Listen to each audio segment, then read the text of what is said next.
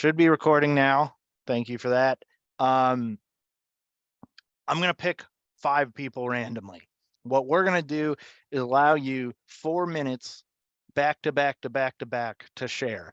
During this time, people can ask questions in the chat and stuff, but what we're going to do is hold all of the questions until the end of that round, and then we'll have a dedicated time for people to respond to those questions or have a little more conversation if you'd like to share your question by just unmuting. The size of the group today is really perfect for having a good conversation. So really feel free to unmute yourself when we get to that question time and dig into what's interesting to you. If you are selected to share, when I pick 5 at a time, if you do need the capacity to share your screen, you want to show off a tool or resource, please just let me know at that time so I can click through all the clicks for you to get there. What else are the directions here? Let's see. See, how about this bonus? There's gonna be 10 minutes for questions, so that'll be cool. One thing I did want to point out on the web page, and I'll drop the link in the chat here. I put together like just a really simple organizer so that you can follow along if you wanted to take some notes, and just so also you could remember, which initiative went with which region a thing or things of that nature, I suppose. So I'm going to drop that link in here. What I'm going to ask you though is if it does not have editing privileges, I would ask that you download a copy so that you can have your own personal note catcher here. So you can't type in this one, but you definitely can download a copy. I would encourage you to do that. Of course, you're all adults. If you have your own note-taking method, that's fine. Just trying to make it a little easier. Is there any questions before you get started? Any anxieties anyone's having about anything?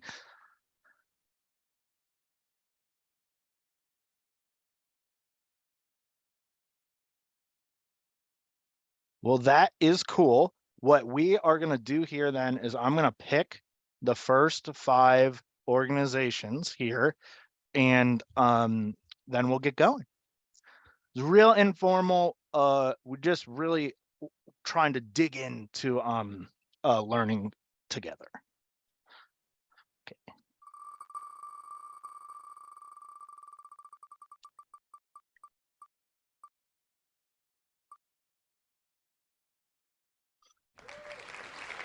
Okay, so saw Letitia come in. Letitia, that is cool. You'll be first.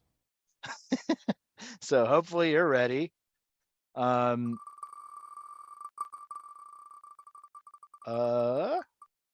Chat's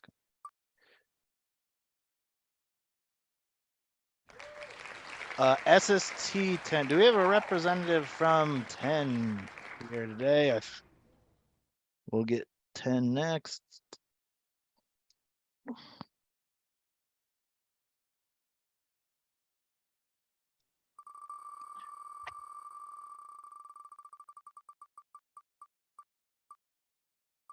Saw 7's here. Let's go. This is working perfect so far. I'm going to hold my breath for the next 2.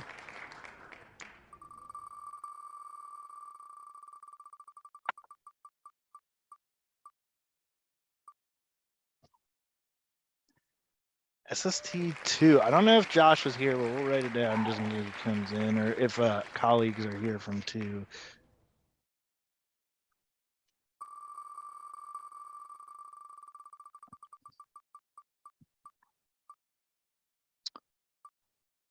Woo! 3. Okay, cool.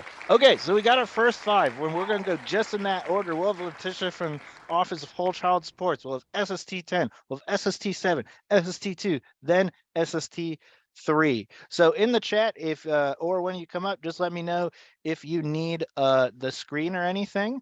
But we'll just go ahead and get started. I invite Letitia. You have about 4 minutes. Tom, you were serious? Dead serious.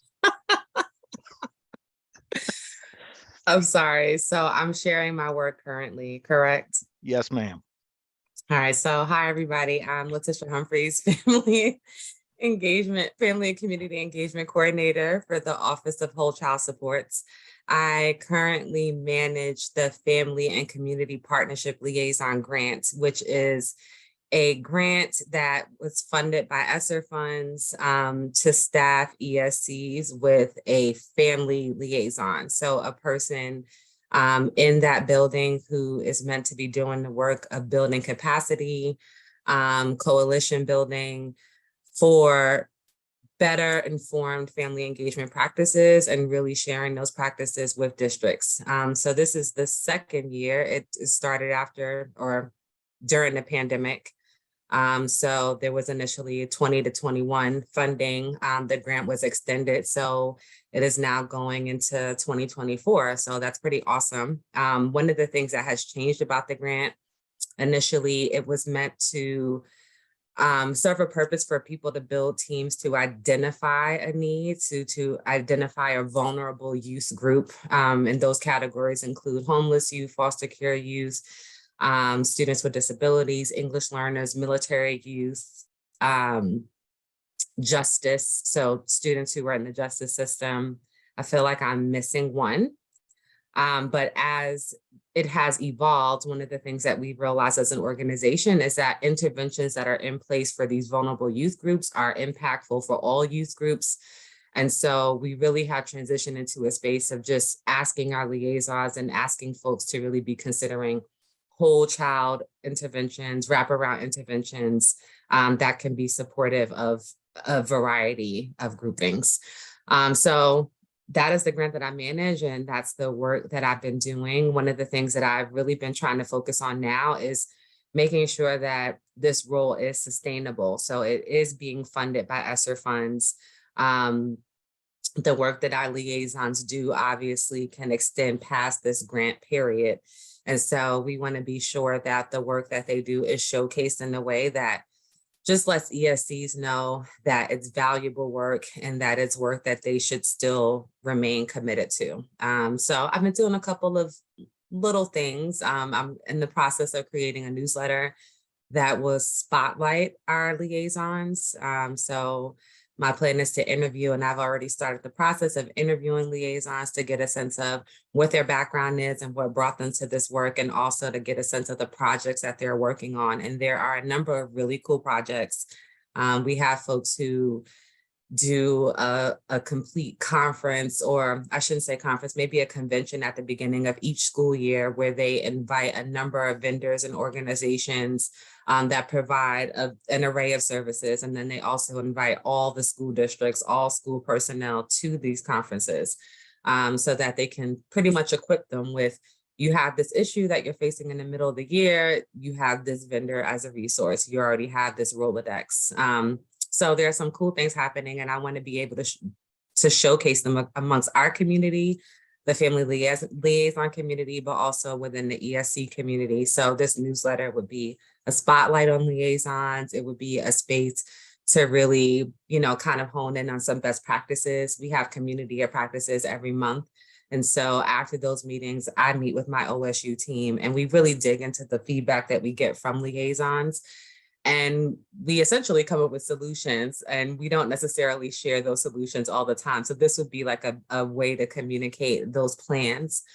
And then also it would be a space for me to really just kind of advertise resources and organizations that are interested in working with us, and that liaisons can kind of tap if they want to continue to build that network or if they feel relevant to the work. So that is me in a nutshell.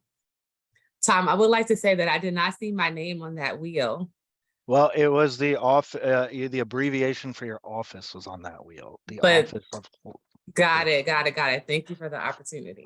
My apologies. I did not mean.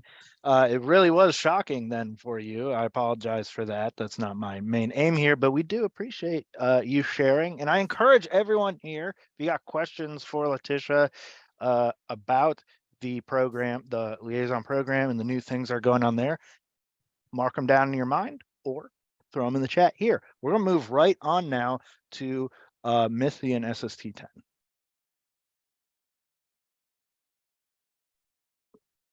Good morning, guys. I am going to be, I'm going to try to provide myself grace, but I am just getting into Region 10. So I am at that entry, getting to know all of the different partners, getting to know different school districts, working directly with the students who are part of the partnership schools. So I am definitely kind of almost starting over. I was in a previous region and was getting to that point where I had built capacity, and now we were going to really like dive in, and I'm starting over. So I haven't hosted any events. I do share a lot of the information. I do coach around embedding the family engagement discussion into everything that we already do, into our literacy practices when we're discussing and coaching PBIS, framework development and different practices there, strategies.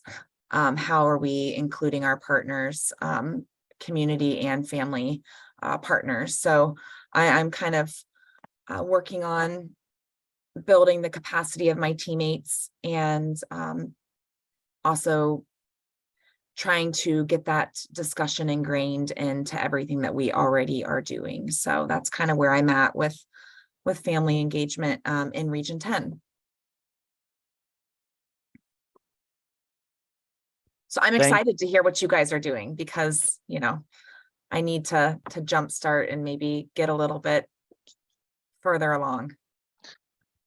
Thanks for sharing, Missy. And I think you've provided a great kind of example here that people are working on all types of different stuff. You didn't have to come here with the solution to all the world's problems. So I appreciate you kind of putting out where you're at and kind of looking for feedback. I also think, you know, you've been our buddy for a long time. I think you, while you are getting settled in SST 10, you have a long track record of success and experience with this work. So I'm sure that you got a lot of things to share with us too, whether you're just getting your feet wet in Montgomery County or not. So I appreciate you sharing. Remember, questions in the chat or save them for afterwards for Missy here, but we'll be jumping right over to SST 7. Sarah, how are you this morning?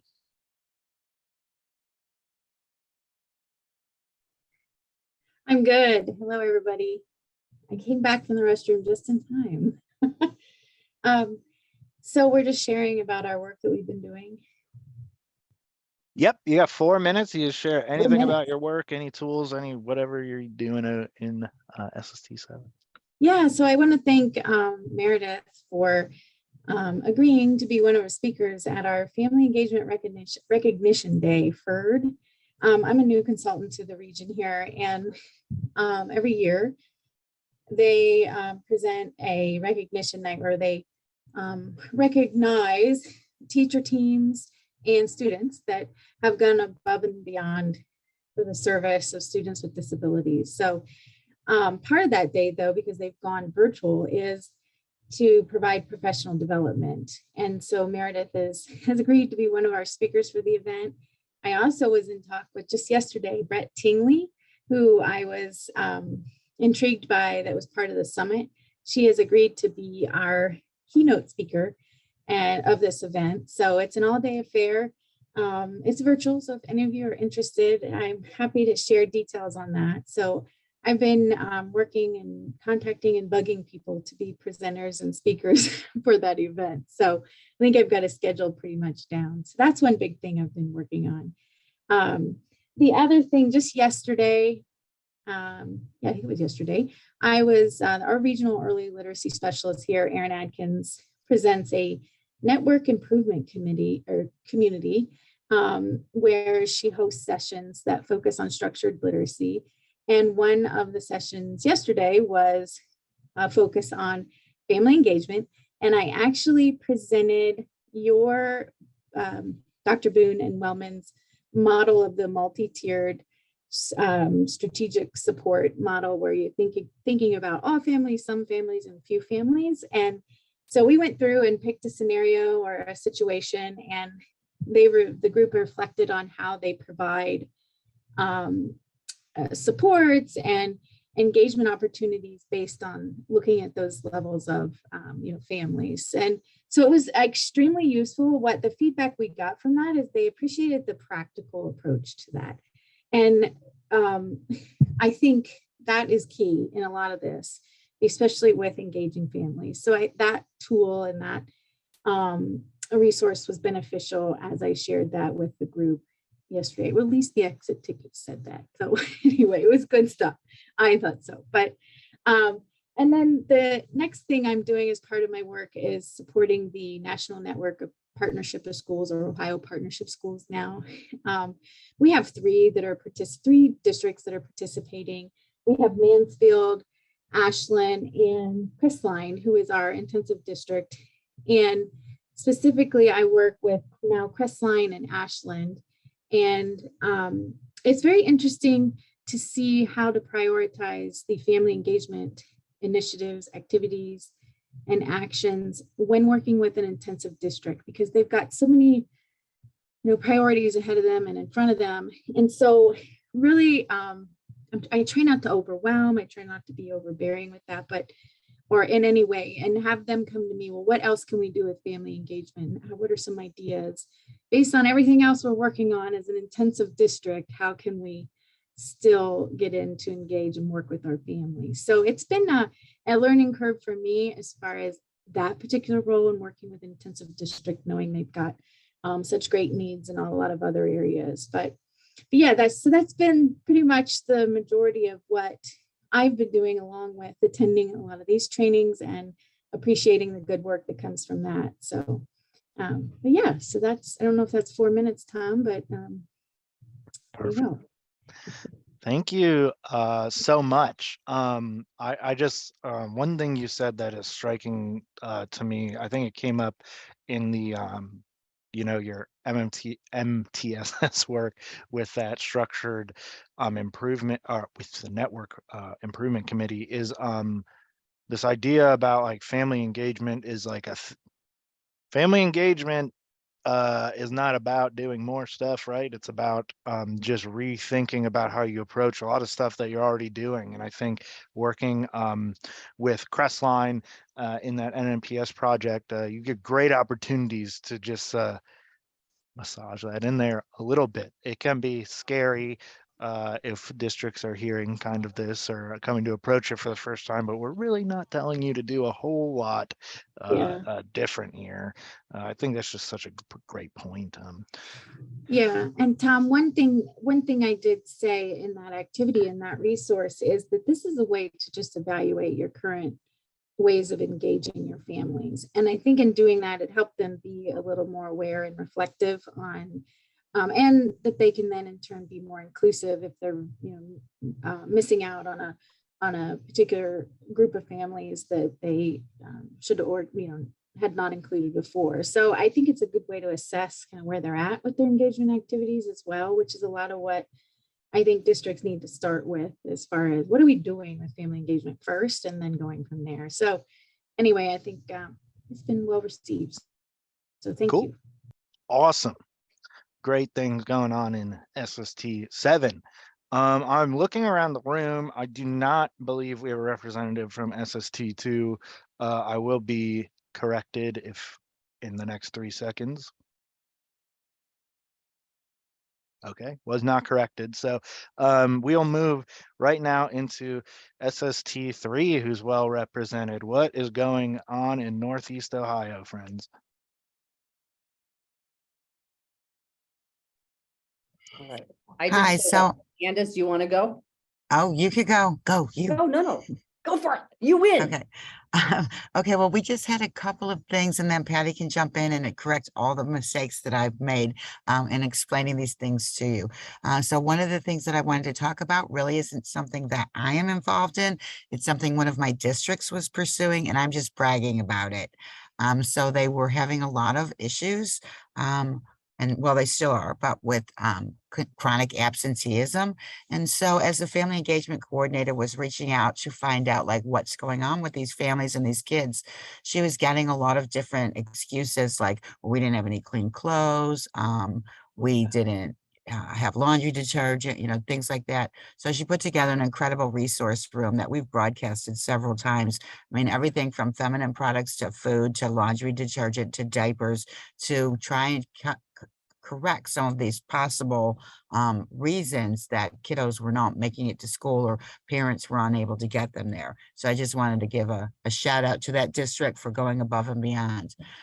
The other thing we have is that we have always hosted, and I will put in the chat, we have always hosted a fair for families.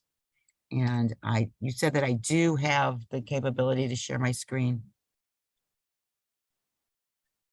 Okay, so that was Maple Heights School District. And here's the share.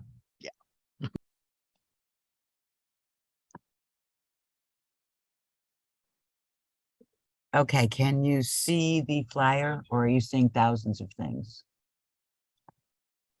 Nope, looks great. Okay, so for several years, we have hosted the Summer and Beyond, and it is just a lot of different activities, camps, programs that reaches out to anybody that might be interested. You can see the topics on the side. Unfortunately, the wonderful Terry McEntee, who has been carrying this on for years and making it better and better and better. This will be her last year with us. So she is actually going to be turning this over. So this is an online directory to share with anybody that could need it. But she is actually going to be turning it over to Patty. What was the name of the new group that's expanding? Connecting for Kids. That's Thank you. another regional group here. Yeah, so Connecting for Kids is going to take over our information as well. They've been trying to expand for a couple of years now, and this is their opportunity. The last thing that I wanted to mention is that while we are with the state support team and we are not charged nor able to form a family community network, and that's why obviously we're here with y'all today, but our ESC, our Educational Service Center, has now created it's called FACE network. And we found out that it's pretty diverse, and they had their first meeting. I was unable to attend, sadly, but we discovered that quite a few of our family and community engagement coordinators from different districts in our region did attend and really needed that opportunity to reach out and share resources and share issues and just have networking capabilities. And so that's that. Patty, anything else? I'm going to add a couple quick things. Terry would normally be here, but she had a competing meeting. The Summer and Beyond used to be, like Candace said, a face-to-face, but COVID made it go. This was our solution to still being able to provide families the resources that they would normally get in a face-to-face environment, was creating this website.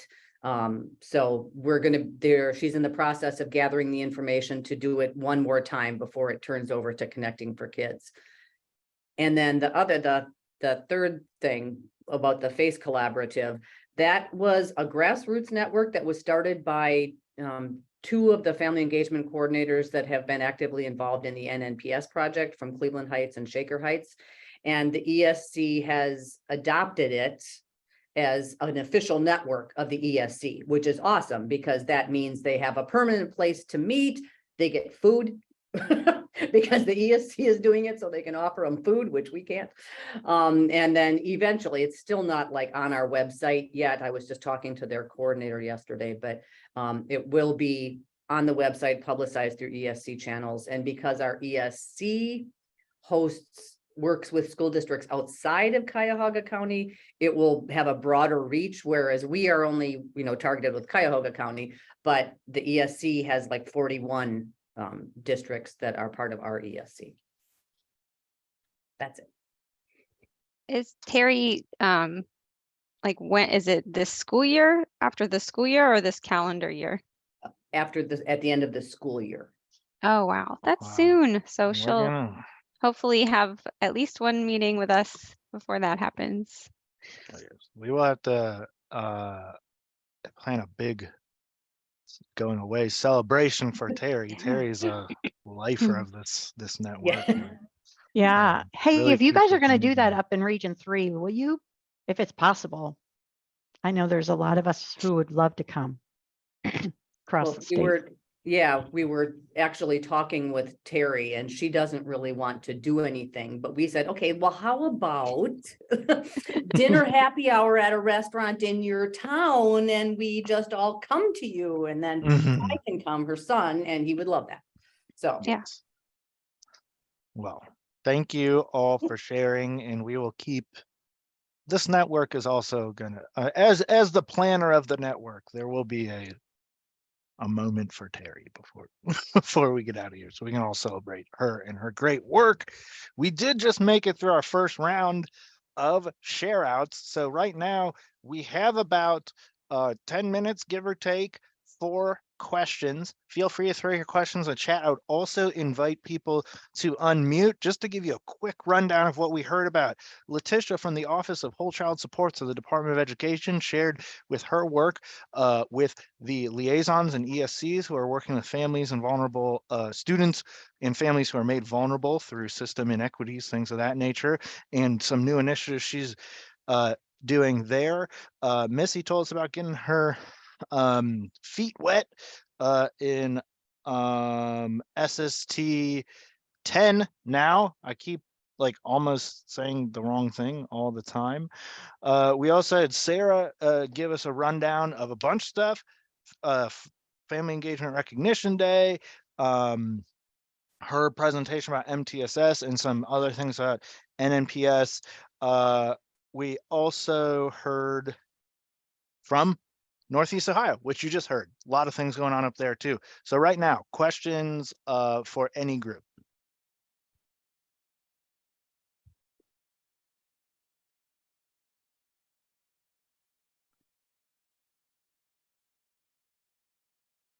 Well, while y'all think, I have a question to kick off. And this is for Missy specifically. I'm sure you thought you'd get away from questions because you kind of told us you're just getting your feet wet, but you did bring up something that is interesting to me that I think is at the core of our work as consultants and working in this model where, you know, we are trying to work with someone in a district to go then do the planning, make the change in their organization themselves. You mentioned a lot, you know, you're working on PBS, you're working on other stuff, but you're always trying to weave family engagement in there. I was wondering if you had any kind of go-to strategies or methods, or if you got, you know, a prompt or line that you like to use to bend conversations in that direction.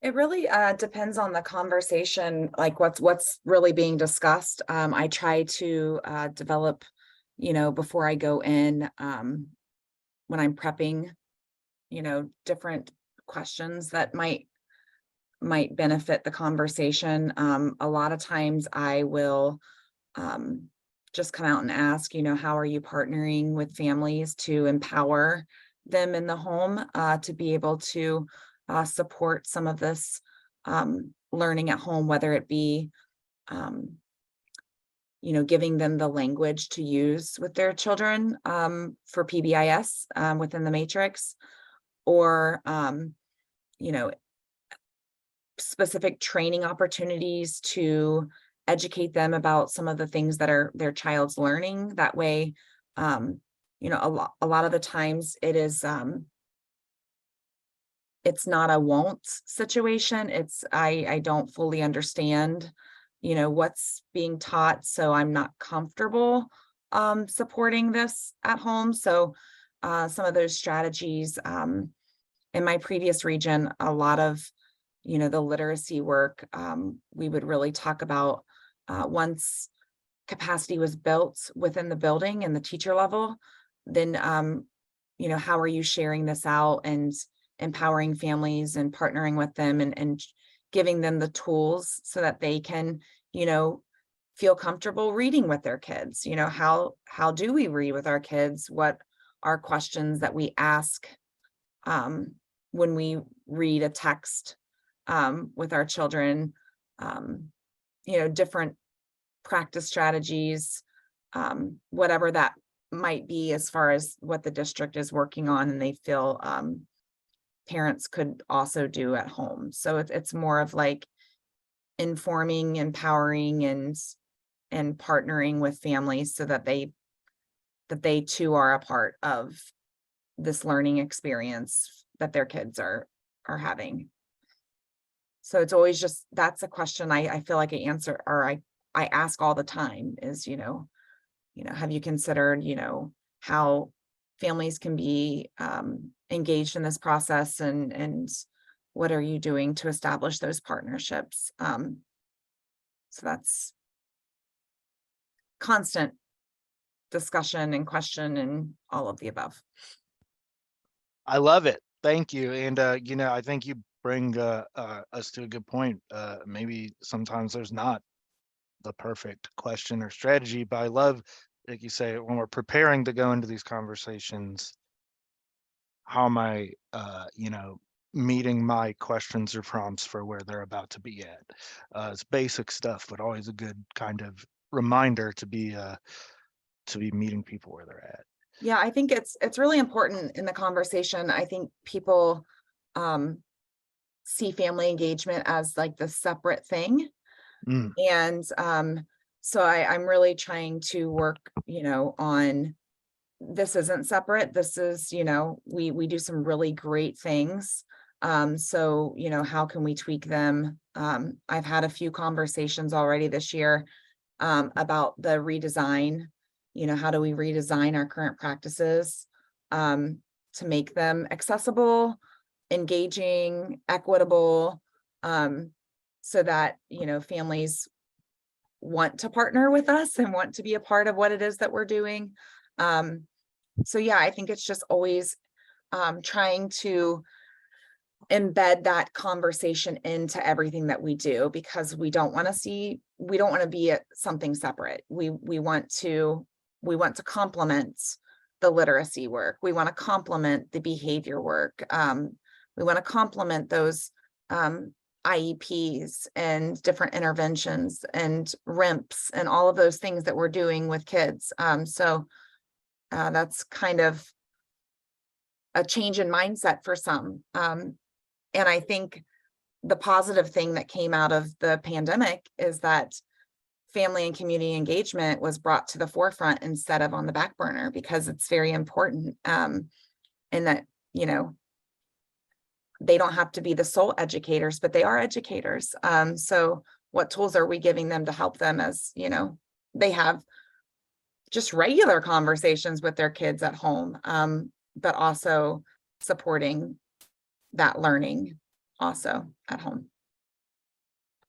Yeah, I love everything you're saying, like to the point that I think if we get new consultants in here into this group next year, you're just doing the onboarding session for the new consultants. That's all really great information. And I think that this, what you're saying is going to remain really important as family engagement, family rights and education, family voice and education continues to evolve in our current climate. I don't know if y'all are paying attention. Family engagement and family voice has never been as prominent as it is now in circles outside of education, in circles in education, and that's really good. And some of it's a little misconstrued. And I think part of what you are saying, being able to weave these kind of mindset shifts, these ideas, strategies into whatever's going on, makes it a lot less scary and like a lot less charged kind of a situation. So I really appreciate that. Wondering if other people have questions so that I don't just dominate this conversation with my own interests.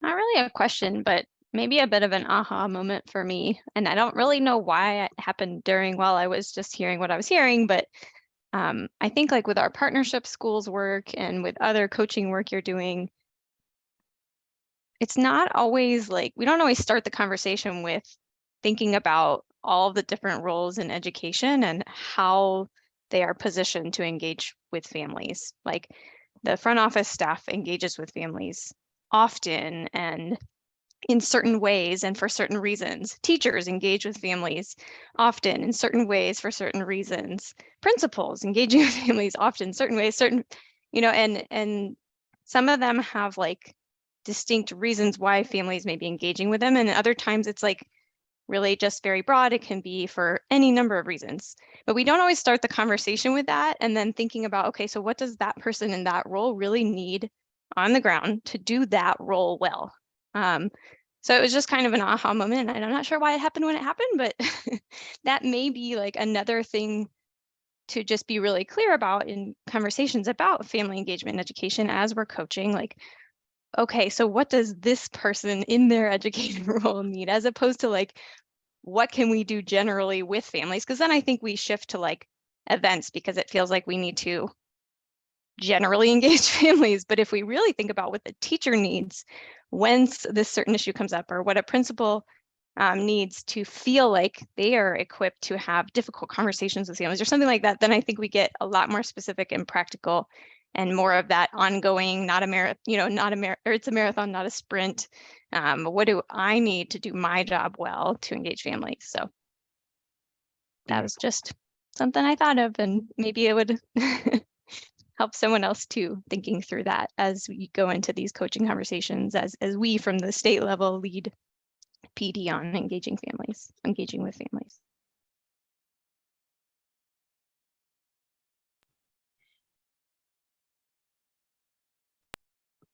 Okie dokie.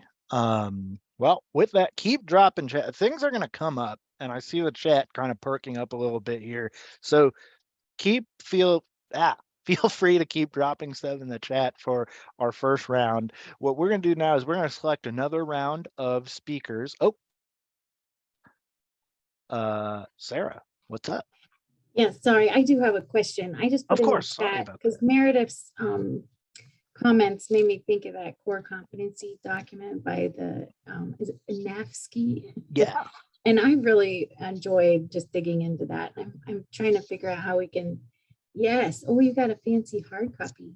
Oh, I'm trying to figure out how we can leverage that in our region, because in some way. But I understood earlier this year that there's something that you all are working on as far as an implementation guide or a reflection tool in that, or something. I don't know if Dr. Boone or Yeah. I'll So jump- that. Do you want me to jump in? if you'd like, yeah, sure. Yeah, so we're working with NAFSCI to build a rubric for that we can all use, that sort of break these down into levels so we can all sort of self-reflect. We shared with them the OTES rubric and the OPES rubrics and others to show, competency standards are great, but we need to like help people, situate themselves in that without having to like find it in the text so much. So they are starting their meeting with our state advisory council. They're separating out all of the parents who are part of that council, and then all of the sort of folks who come in professional educator or organization roles. And they're going to hold a big kind of focus group, hour-long time with them to get some feedback. And then we're helping them to connect with others too. And I don't necessarily know that we have a date for this group, but I think what we were laying out for them is like, we convened this family and community engagement network. Let's get your input on it. We don't have the date for that yet. So they're working with us. They're kind of gathering the information and doing the work of like creating a rubric draft that we can all use, so that I'm really hoping that in the fall we'll have this rubric that we can all start using on ourselves, and because hopefully it's going to apply whatever level of support we're providing for family engagement. It's really, but then I say that, and then I think, they're really working hard to make sure that it's really most applicable to those family liaisons in the buildings, the folks who are kind of squarely in that parent mentor position, who they're kind of right in front of families. But as I read them, I find these all apply to me. I mean, I think that they apply across the board, but I think we're really thinking of those folks who we want to raise up that profession of family-facing professionals, right? We want to identify and say that's a skill set that is unique, and we need to develop mindsets, skills, and systems to support them. So anyway, so we'll keep that in front of you all. Sorry, I should have shared that in my updates. All right. Yeah, it's a great segue. And just to build off that just for another second. So this halftime in our network year, we're going to get back into diving into those, think about how we're applying them too. So we're going to think about that directly in our own work right now. We're going to get connected to NAFSCI so that you all have some input. And I know that some of you here saw a little Google survey that went out through the fellows group mailing list about something similar to what Barbara was discussing. We're actually putting together a focus group with school and district staffs from Ohio too, to inform what this looks like. So by the end of this, hopefully Ohio Ohio is going to have their hands all over this, where hopefully we will have meetings of Ohio families, meetings of Ohio family engagement professionals at the state, regional, and local level, to be having some level of input on whatever this tool becomes. And that's just really exciting for us, and hopefully that continues to be useful. And if I could just jump in one more time, I think it all gives us also, all of us who are providing support and coaching and professional learning for educators or anyone who is working with families, if we're working with the parent mentors, whoever we're working with, I think we want to start anchoring and saying this particular learning opportunity, this course or this webinar or this session we're offering is going to really be directed towards these competencies. So folks who identify for themselves, this is an area I'm really working with, we can say, hey, these are the types of webinars we're offering that kind of align with those different competencies. So that'll be a job for us to do too, to kind of get ourselves in order with those competencies too. Thanks. Okie dokie. Hopefully you see the spinner here. We're gonna pick our next group.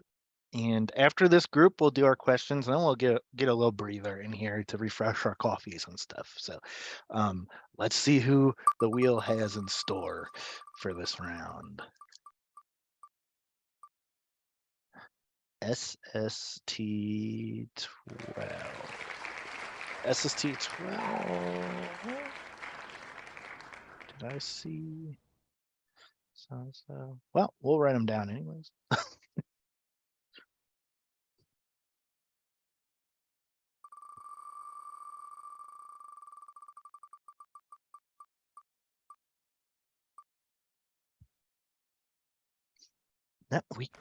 No. 8. I'll pick some extra numbers here as well.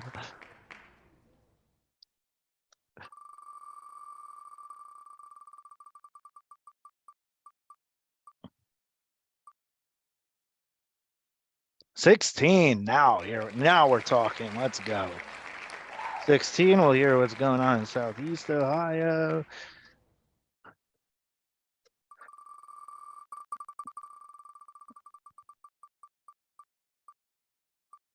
Ooh, I know 11's here. What's up in Central Ohio? You're on the list. I'm gonna pull 2 more. Ooh, 14. I don't know about that. And we'll get started here in just a second. Oh, so this is fun. We have 2. Oh, no one's here from OEC right now. We're gonna do another one. I try to get everyone on there just in case. I wanted to hear about everyone's great work. So I don't. Okay, let's see how this goes. Let's see who is over here, and I'll call out the order in just a second if I can figure out which monitor any of my stuff is on. Monitors, you can't live with them, you can't live without them. Like, it's crazy. I don't know. Sorry. Okay. So I'll give is anyone from SST 12 here? I don't see anyone, but I'll give 3 seconds just in case.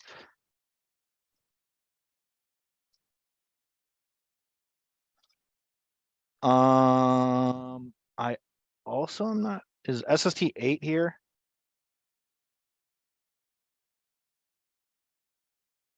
Okay. But I do know 16 is here. So let's hear from SST 16, please. What? Oh my goodness. Did Chrissy leave? I was so excited. My heart hasn't been this broken since my Pikachu debacle at the beginning of this presentation. That's okay. We'd love to hear from Carolyn. What's going on in Central Ohio these days? 4 minutes. Oh my goodness. This has brought a good smile to my face this morning, Tom, from the Pikachu, Pokemon, whatever that was, to the presenters. There are 3 of us here this morning from SST 11, the Elite 11. My director is there, so she has given us that name.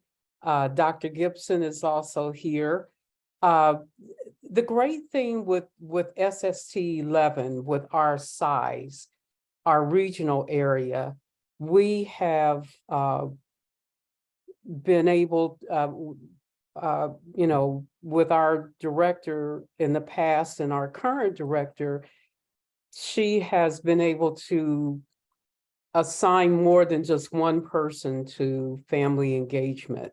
I have been working with NMPS since last year. I came on board with SST 11 last year to do some of this work. And I'm not going to talk for Dr. Gibson or for our director, because both of them are also working with districts with family and community engagement. And I'm going to leave time for them if they have information they want to share.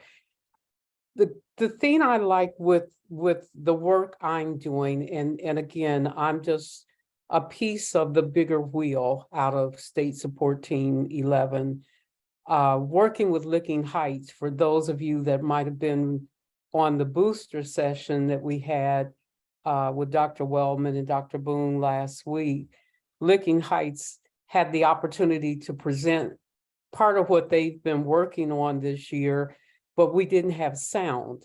So you saw their PowerPoint, but you didn't hear a lot of the information that was shared on there. And I thought,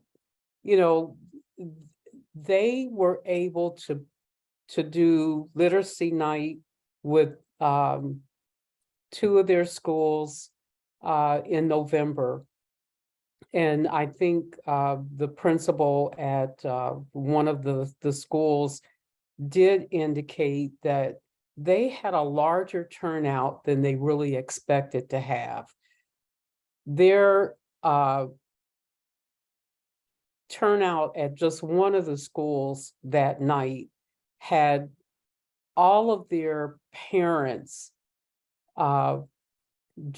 in the district just about show up, the parents of students enrolled in that particular school, which was well over 300 and some parents on literacy night. And they scrambled that night to get more of their items printed to get out to parents, because they didn't expect as many parents to show as they did. Of course, they did offer, some snack items. Food always pulls people in, but their excitement was over the number of parents that wanted to be there that night. And that's a lot of what I think we've been trying to see in Licking Heights, they are really excited about this program. Their district coach that I've been working with, Mitch Tom, who is wears many hats in the district, but they are really excited that their parents are excited about coming back in the buildings, about being asked to participate with family nights, in being able to share their opinions and give feedback to the district. So they had cultural sessions that were set up in different parts of the buildings that night. And from what they were able to do for that one night, they're going to be expanding this a little bit more. So at the end of the school year, their big end of the school is going to be a multicultural fair. And I know that they maybe had some conversation with Dr. Boone, and if not Dr. Wellman, I think it might have been with Kristen Meeks Heron.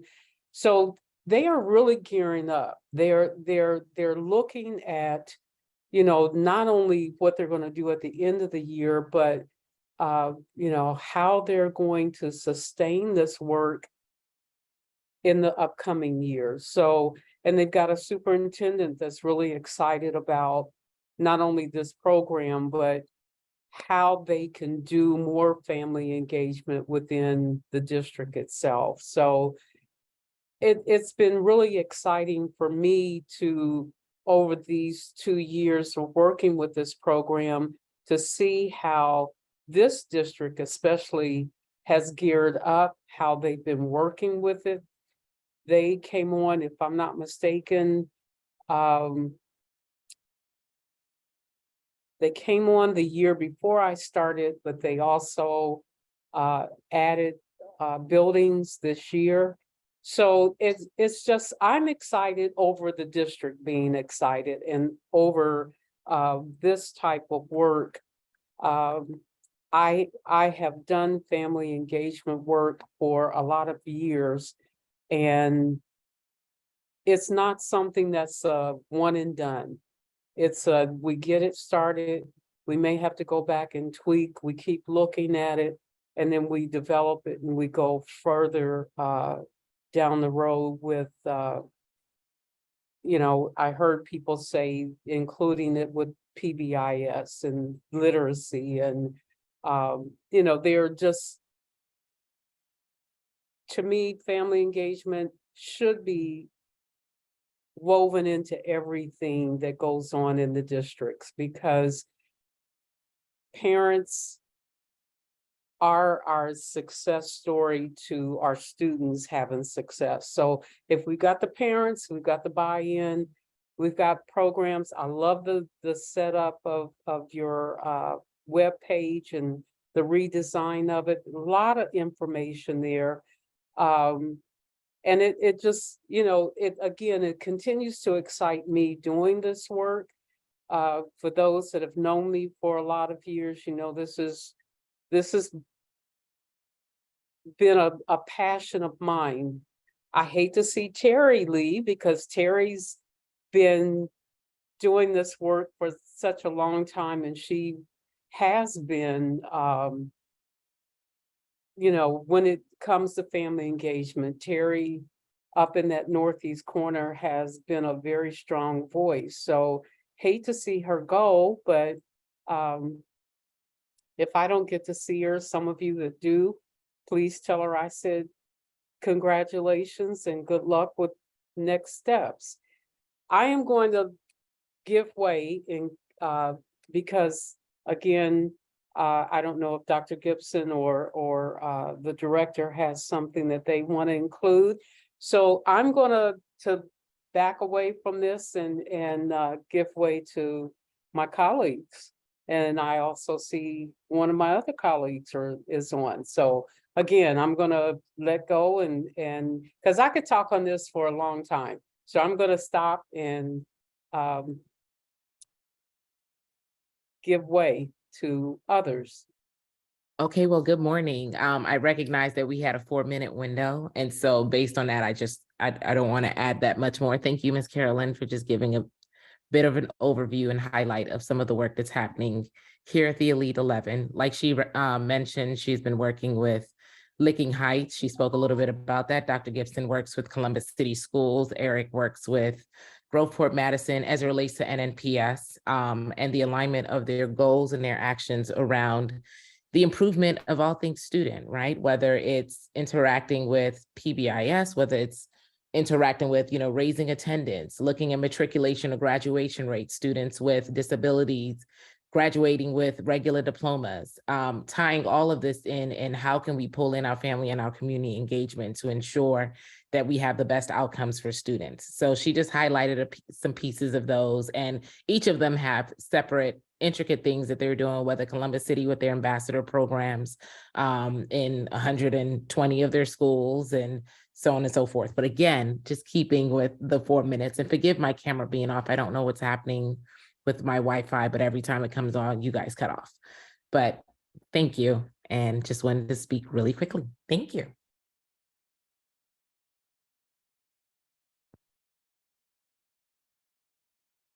Cool. Well, thank you all. And if anyone else from SST 11 has anything to chip in here, I'd love to hear about that too. But wondering if people, we're going to deviate from our plan just for a second. I'm wondering if people have questions for SST 11 at this time. Hey, Tom, sorry, I logged on like a minute after I think Carolyn started talking. I was at a transition meeting around indicators, but so I don't know if anybody hit on this, you can just stop me, but Columbus, with, our big urban with the settlement and all that work, is also doing a lot of work around their least restrictive environment. And within that least restrictive environment, they have brought in their parent family engagement office, because there's a lot of, I don't want to necessarily say concern, but consideration given to how the message is going to be rolled out to parents that some of their students might be attending different schools or have the opportunity to attend different schools as the district looks to revamp their continuum of special education services. So that's been a big piece.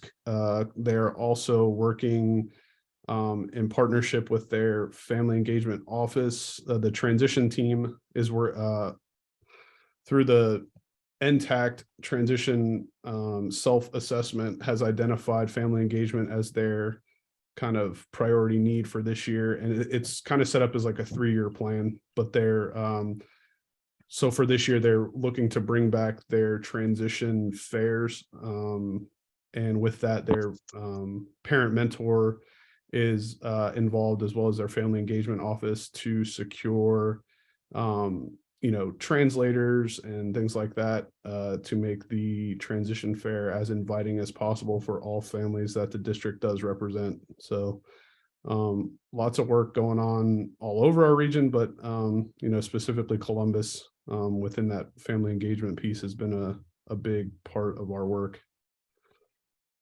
Wow, I'm so glad you hopped in there because before I had mentioned I've been able to selfishly ask questions about my interests, and you hit on one of them. And while other people think of questions for SST 11 here in their work, you brought up Columbus City Schools working with their families around least restrictive environment and opportunities that there would be to improve situations for some students in terms of setting and stuff.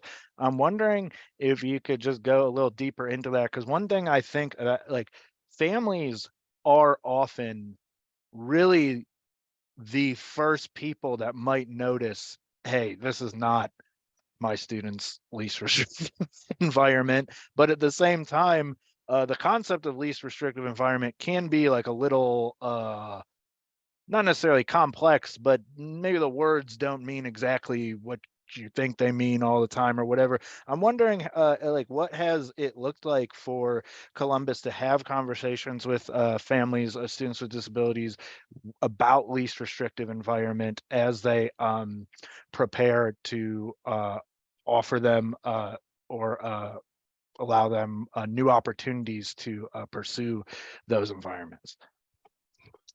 Yeah, I think one of the biggest topics with them is just kind of relaying the message and being, direct that the revamping of the LRE does not mean that the student wasn't receiving services prior to this change. It's more getting the message to the parent that now that student is going to be receiving those services within their neighborhood school to the greatest extent possible with their non-disabled peers.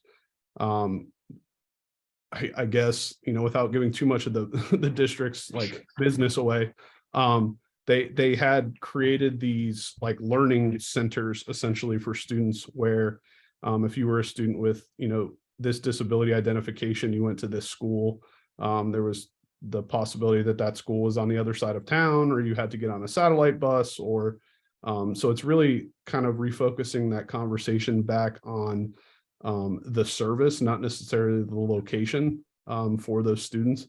So what there's so many moving pieces and parts in a district that big. There's, employee relations, there's the union, there's the legal side of, okay, now we're moving a teacher from this school to that school, whatever it may be. But they did, I'll give credit where credit's due. Right from the beginning, the parent message, the message to parents was very much at the forefront of all the discussions to kind of, I don't know, for lack of better words, like lessen the blow to a parent that, hey, your child might be moving schools now. For parents not understanding exactly what least restrictive environment means. It's just really understanding it's about the service, not necessarily the location that student is in. So, with that, their special education office has been very forward thinking in how they're going to approach this, but the parents and the messaging to the parent has always been very much a priority of the district. So I think it's going to, their message is really about why this is the best for students at this point, when, in the past that might not have been the focus of the adult decision-making in the district. So they're just doing I think they're doing a great job of making it, parent student first, and then kind of making their decisions based on what's best for the family at that point.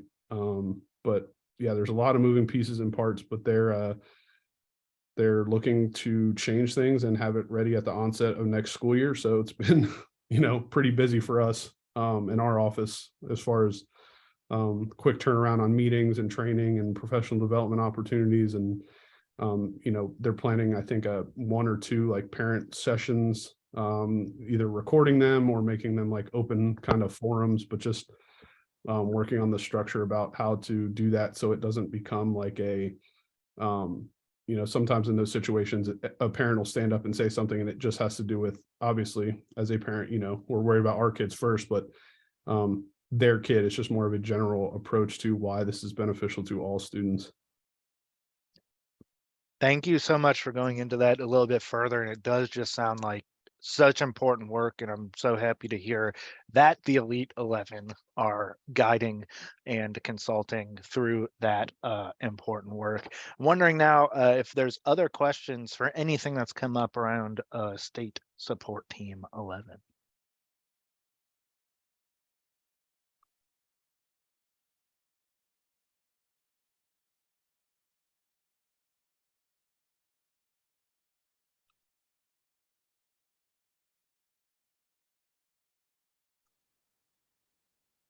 So, okay, what I'm proposing now, even though that round was kind of a little strange, just with numbers or whatever, is let's go ahead and take our break. And then when we come back in about 5 minutes or 5 minutes or so, we'll call it 10:33 if that's okay.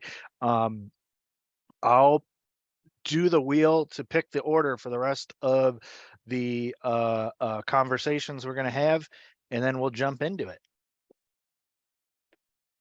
I'll see you then, if that's all good. Did you say 10 minutes? I said 5 minutes, but do 5, people okay. need 10 Sorry. minutes? I just had 10 in my mind for some reason. 5 works. Thank you.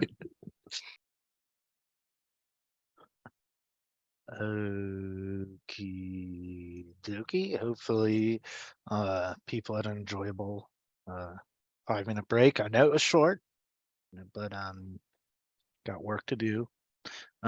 um, helping spread the message of family engagement across Ohio.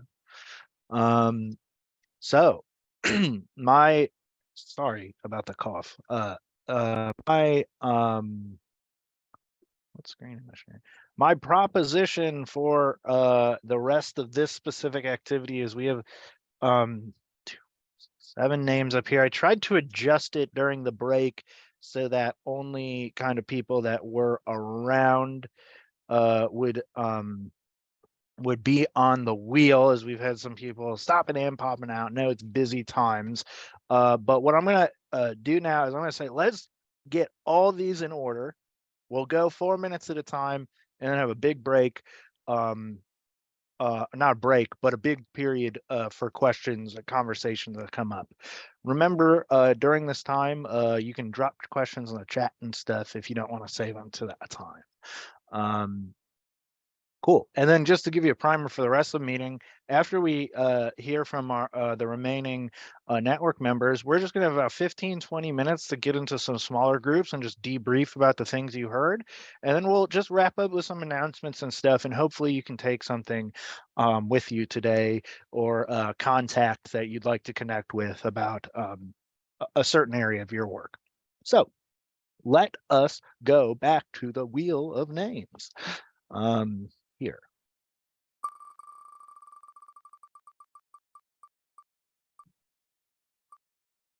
So, saw Amy sneak in here a couple minutes ago. Hopefully she'll be ready to go. Amy's gonna be the first person in round 3, and then let's see who will go second here. It's really fun. We gotta do it for everyone because people get upset if they don't get their own applause. So I make sure everyone gets theirs. Yes, then we'll have SST 9 up second in this round. So that's really exciting. We love that area of the state and all the great work going on up there.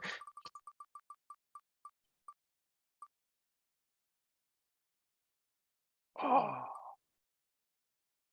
Ooh, third, we have Dark Horse coming in third. Meredith entering her name to the list at the last moment. We'll share some things going on in her world that you might like to know about.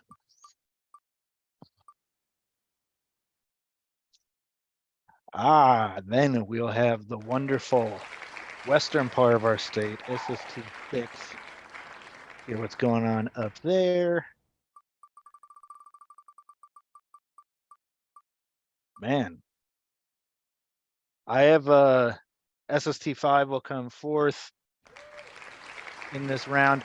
I have to give some advice. Ocali members, don't play the lottery this evening. I don't know what happened to both y'all. I know. At the end of the wheel. So I was wondering if my name was in the wheel at all. Michelle, your name's definitely in the wheel. You and Gwen somehow ended up. Let's see who gets to go second last. Oh, I forgot to remove SST 5. That's okay. Michelle, you'll be going second last, and then we'll follow up with Gwen. Can I make a quick note, Michelle? Michelle and I didn't get a chance to touch base. I'm doing a quick overview of Ocali of all the centers, as well as my specific one. Do you want, I mean, you can go first if you want, but I'll probably be redundant if you do, but it's. I think we're gonna have separate updates. Okay.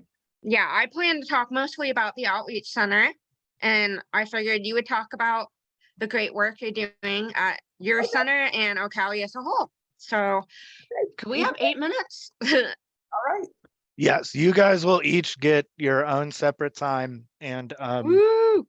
We're a little all- Katie, I know, but we prepped for this, so we're ready. Thank you, Yes. Tom. Appreciate it. Absolutely. So just to get into the meat of it, let's go and hear from Amy in Region 14 to get started. Hey, good morning. I'm sorry I logged in late. I was with Steve, and I think Kim Moritz is on here now in another meeting. So my apologies for joining late, but I know all of you are always very flexible with that and very understanding. So thank you. I wanted to talk about Region 14. We're down in Southwest Ohio, and we're a very small region. We only have 18 districts in our region. And so one thing that I wanted to highlight for family engagement for us right now is the Parent Advisory Council that I work with. This is a great group of parents. So I know there's some newer people. I know I've talked about it in the past. So if you've heard some of this before, I apologize, but just what we are, it's each of our 18 school districts, they can have 2 parents serve on the Parent Advisory Council. And these are parents of children with disabilities. We have all ages of kiddos, all disabilities. So it's really a nice networking group because I think everybody has something to bring to the table. We've had conversations about potty training and just the different things that are happening in home life and at school, and they can really help and support one another. We meet during the school year. We meet about 7 times during the year, and these meetings are in the evening, and I'm able to provide dinner. I was able, until COVID, we were able to provide childcare as well, which helped a lot of our families be able to attend. But since COVID, we are not able to provide that childcare. What's one thing good with COVID, as we all know, is we learned we can have meetings virtually. So during that COVID time, we were meeting virtually. And as you all know, the weather is so unpredictable in the winter. In our January meeting, we just went ahead and decided to meet virtually because 50% of the time I end up canceling. But that way we still have that connection and we can still meet. So that's a good way. I feel like that's been a definite benefit. These families, they get so upset when we come to summer break and they don't see each other for a few months. They don't like that. They get upset if I would cancel if we don't have a virtual meeting. They're just a great group of people. So I just wanted to highlight 3 things that are coming up between now and the end of the school year. So one thing that we're doing is a book study, and this is for educators, and it's also, we've invited some of my Parent Advisory Council members. We invited all of them. We have about 6 that are participating. And the book is Thrivers. I'll hold it up. Some of you might have heard of it, by Michelle Borba. And it's the surprising reasons why some kids struggle and others shine. So we're doing that in January and February. And this has been so good to see. There's 7 chapters, and it's been so neat to have educators respond to some of the questions, and also the parents. So you're really bringing in a wide range of responses. So that's been really neat, and they'll reply to each other as well. So that's one really neat thing. So that's happening in January and February. Another thing that I wanted to highlight is we had the OCALI, that early planning team. That's the post-secondary transition to start early, like back in the young elementary age. We have been working with them. And so they did a training for my Parent Advisory Council. And we decided as that group that we were going to complete the Charting the Life Course portfolio, which it just talks about, it's from the family perspective of that. It asks some questions: what people like and admire about my family member, what I believe is most important to my family member. So it's questions like that, things that I like, things that I don't like. So we have our next Parent Advisory Council meeting is coming up in February 7th. And so I've asked all of them to try to do this with their child. And we're going to talk about it at our meeting and then provide feedback to that early planning team on that actual document. The last thing, and I know I just have a minute, so is our Exceptional Achievement Awards recognition ceremony. This is our 40th year to do that. And so I haven't been doing it the whole time. I know you're probably all thinking I probably have been, but it has been many years. But my Parent Advisory Council, they help in the planning. They nominate individuals. They will help select the outstanding educator. They help with the write-ups. They help that evening. So they're really an important part of pulling that event off. We usually have about 300 people attend.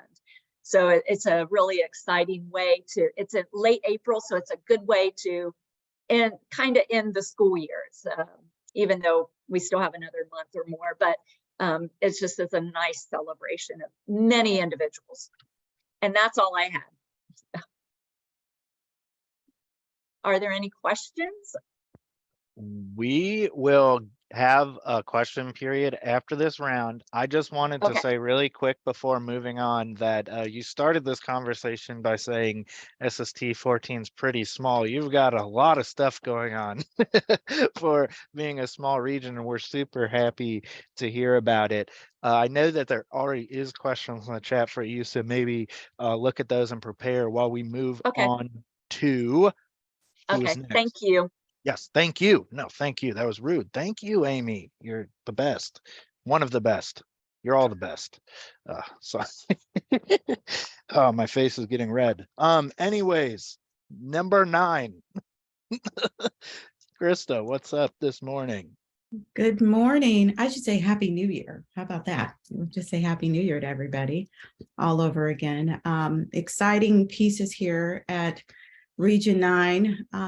You know, I would say, yeah, we're small, but mighty as well. A lot of interesting pieces with respect to us. We've been trying to work on how do we engage this conversation of family and community engagement throughout our EdSteps process. Many of you probably are familiar with the One Needs Assessment and the whole EdSteps process. And so how are we authentically building that in the conversation so that it's not looked at as one additional piece that districts have to do, because that's sometimes what we're finding, that they're just making this its own separate piece. So that is something that has been a huge target for us. So much so that next week we have our EdSteps meetings. Those are basically monthly meetings, and I'll be speaking next week on family engagement. I have a pretty cool activity I'm going to have them do.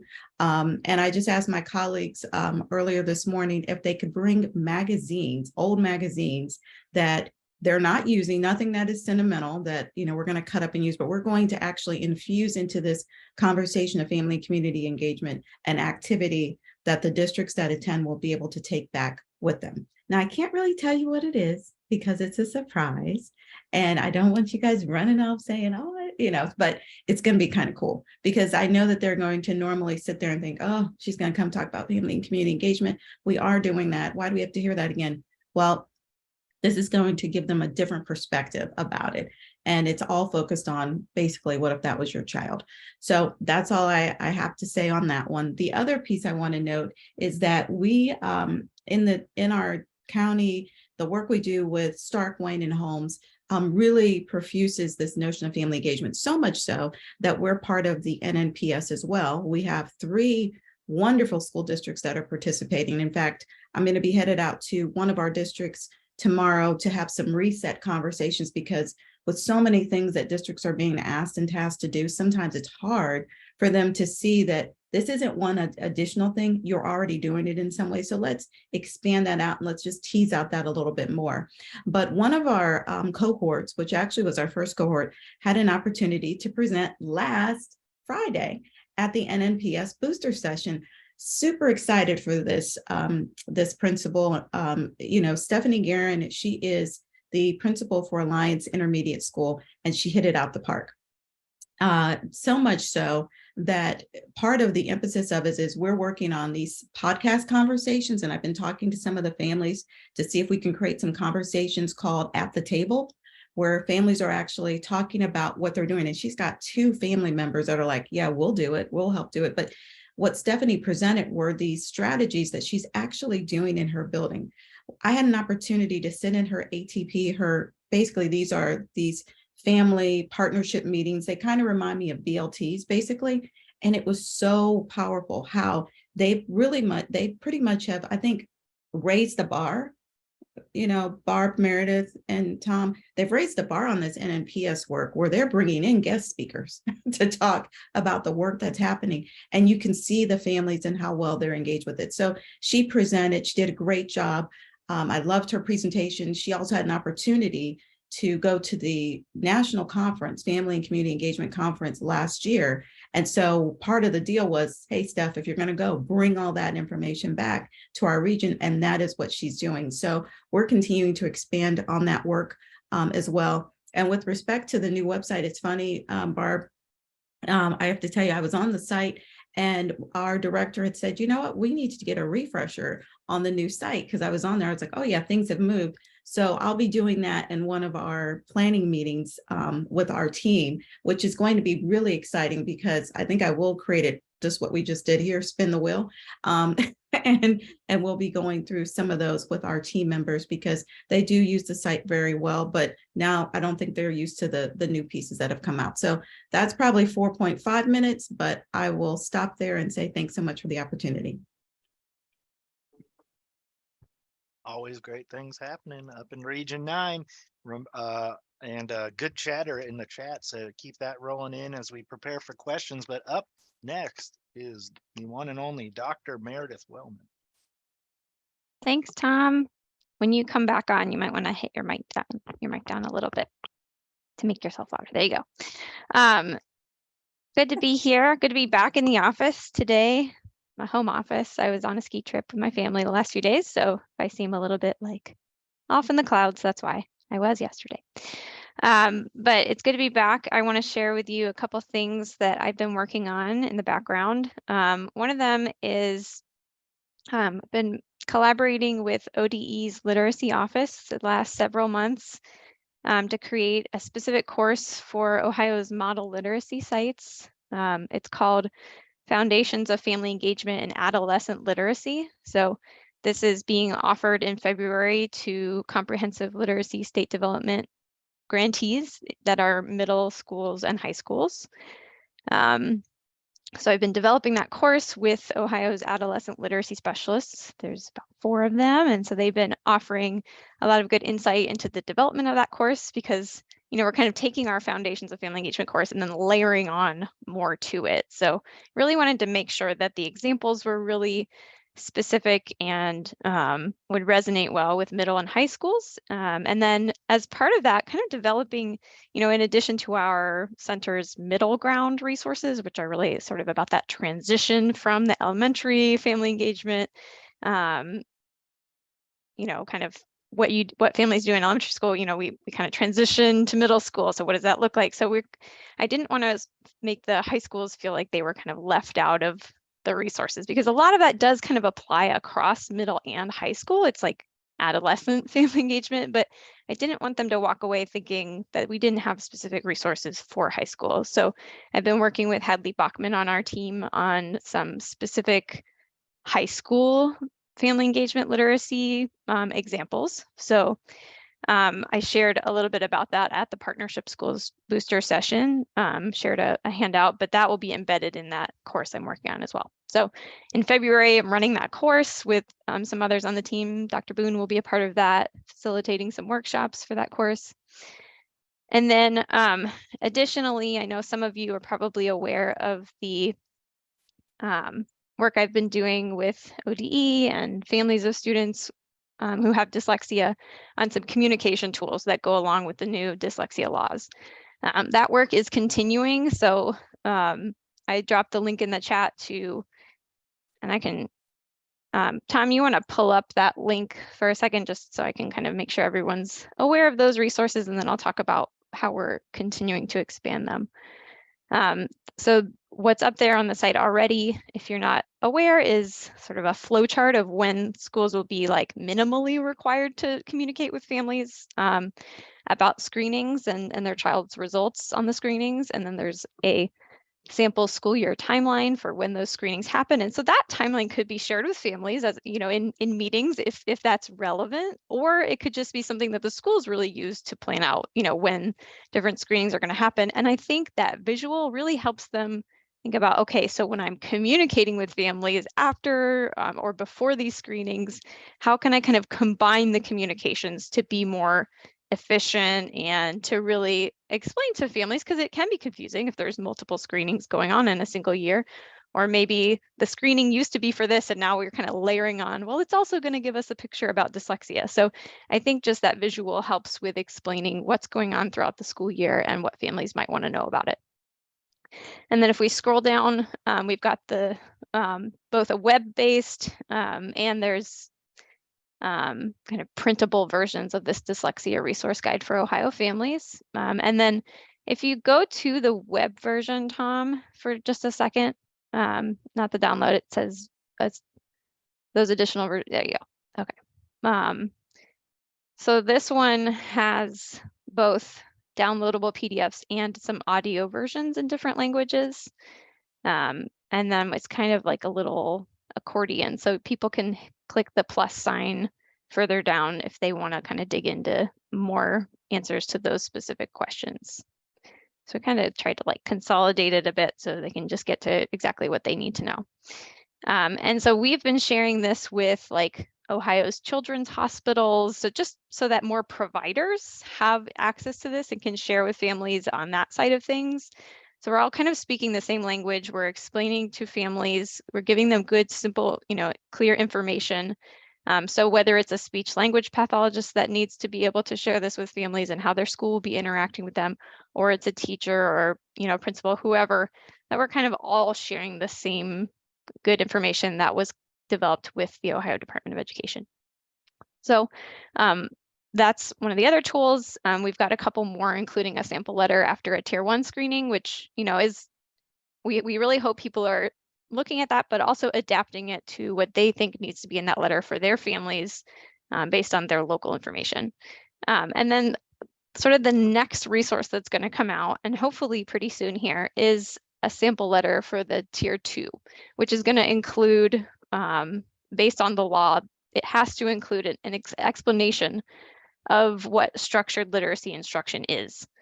So I've been working with families of students with dyslexia and also some regional literacy specialists on putting together a couple things. So it's a, you know, what do you say to a family after a tier 2 screening? You know, depending on the results, if their child is identified with signs of dyslexia, here's, you know, what the letter could sound like. If they are not, here's what a letter could sound like. And then there's like a supplemental page of like, what is structured literacy instruction? And we're trying to make it really sort of practical. Like, what does it actually look like in the classroom? What does it sound like? What might you see your child doing after they receive some of this instruction? And so Missy has been helping me with that, and some others as well. So yeah, that just takes a lot of coordination, you know, kind of getting input from lots of different people and taking that feedback. And so hopefully that tier 2 letter will be coming out soon. I think I've gotten enough feedback, so now it's just really about finalizing the document, formatting, and getting it up on the website. And trying to think, did I leave out anything? Barb, was there anything else you wanted me to share about?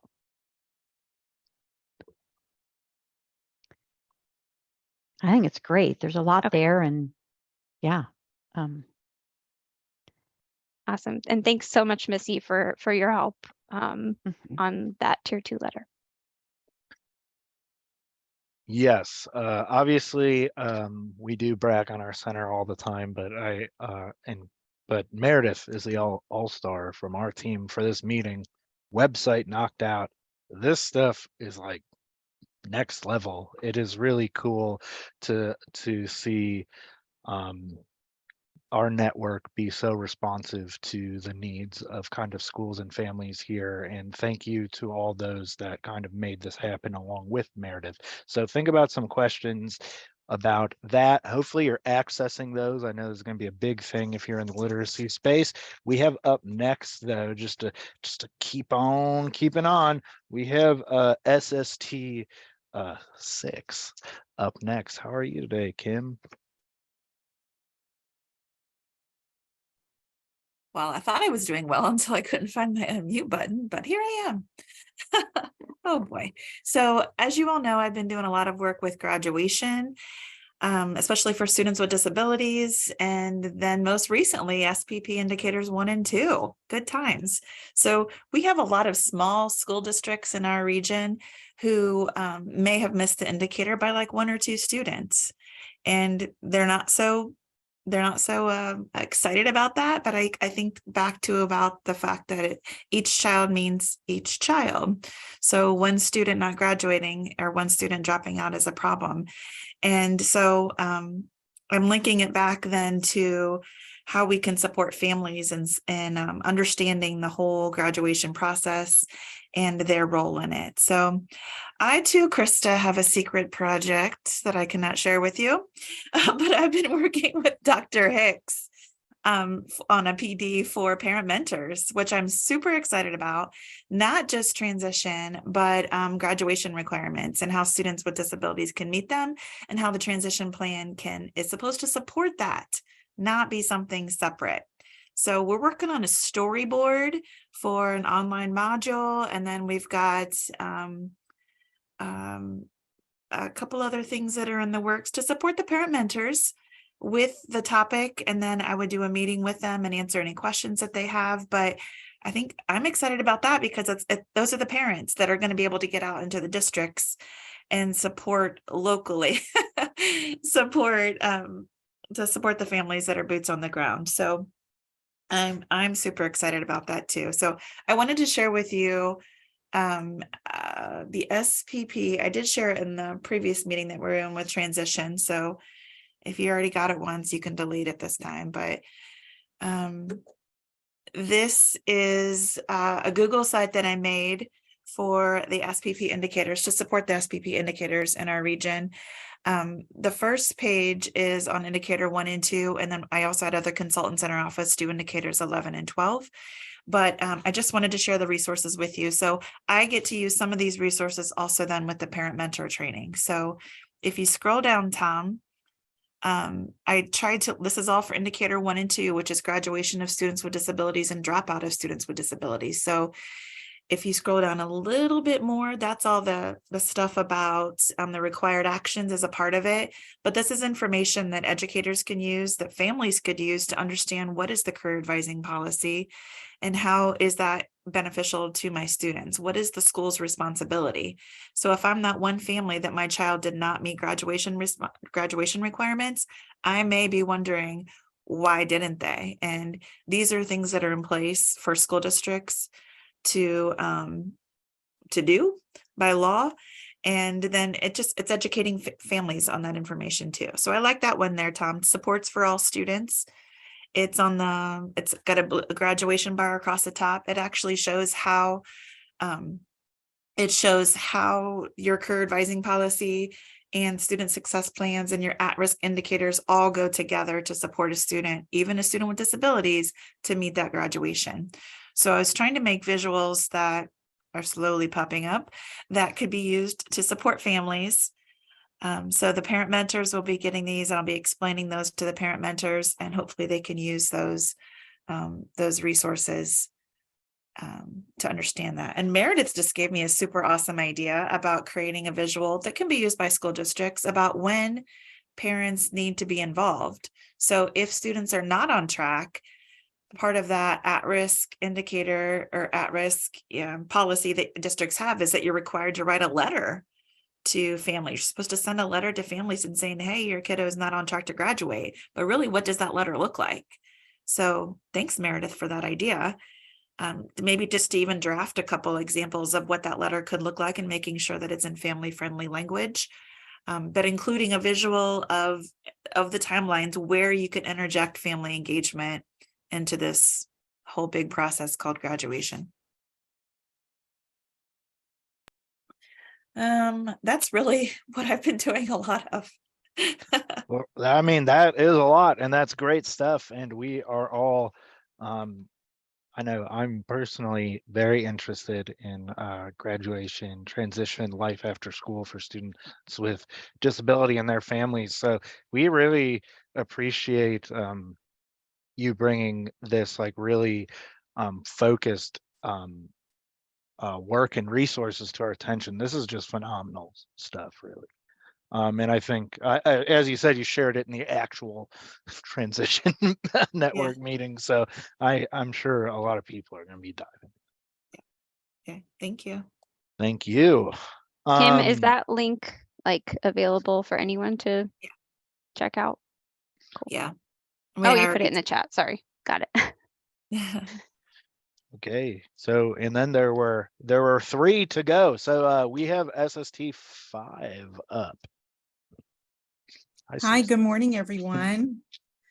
I'm going to take a few minutes and then I'm going to pass it off to Jessica. I'm going to talk a little bit about a district point of view with the work that we're doing. And then Jessica is going to share how we work with our partners with our ESCs and also what she did with our staff meeting and promoting family community engagement and giving our staff at SST 5 some knowledge.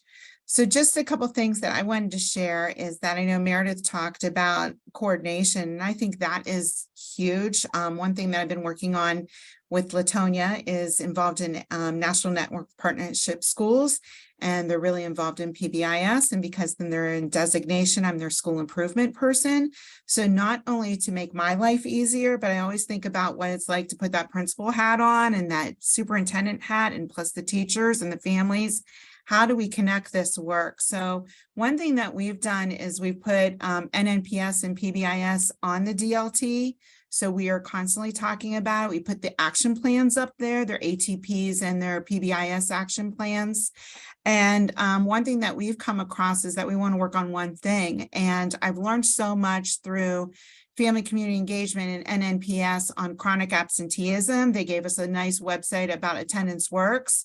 So we've done a little bit of work with Attendance Works website to get everyone knowledgeable about what chronic absenteeism is. And so we use that website to really help us with the knowledge. And because chronic absenteeism is a problem at the school district that I'm supporting. And then what we decided was we looked at what policies they were doing, and they noticed that they were being a little bit more punitive instead of being proactive. So instead of getting that letter, like we were talking about graduation, right, with what Kim was sharing, what are we doing before it happens where the kids are not graduating or the kids are being chronic and they have that chronic absenteeism before they get that letter? What can we do to get families involved?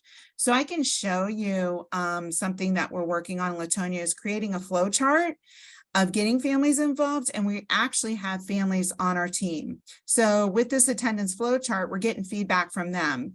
Couple families and in our PBIS teams, a couple of our families are talking about how they want to be more involved in what we can do as a district to improve that communication. So we created an attendance flow chart. It's in the very beginning stages. I actually made a copy so you wouldn't see all the comments that I make, because as a coach, I get them to try to think about how can we improve every time when we meet about this attendance flow chart, how can we improve being proactive? So if you don't mind, if I can share my screen. Should be good to go. Perfect. Let's see. Give me 1 minute. I have so many different things up. Can you see it? It's on a different screen, I think. Hold on. I think we see your flow chart here. You do? First absent, robocall. Yes. Yes. Yes. Thank you. Okay, because I got 2 screens going. So Susan, this is the one with all of your comments on it. I don't know if that matters, but okay, that's okay. Let me see if I can get the second one up there.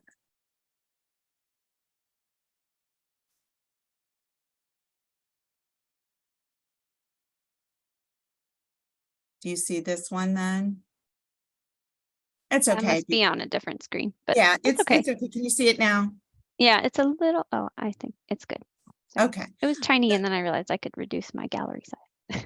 Okay, so what we decided that, like with the first absence, a robocall goes out to the family. And then with the second absence, it's really important that not only the homeroom teacher in the K-6 or pre-K through 6 can make that contact, whether it's by phone, whether it's a text, whether it's through Class Dojo, whatever they're using as their communication tool, to say, hey, I really miss Johnny today. We're looking forward to having him come to school tomorrow because we're having this fun activity or something going on, to get them excited to come back to school.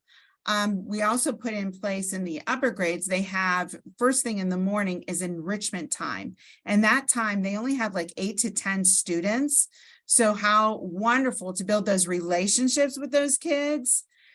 And we're hopefully showing that what they can do during that enrichment time, it's not only about the academics where they can look at their progress book and see how they're doing and checking to see if they've got their assignments, but also building those relationships. So then they want to come to school, because that first period is so powerful because they've got this small group and they're with a teacher that they're connecting with.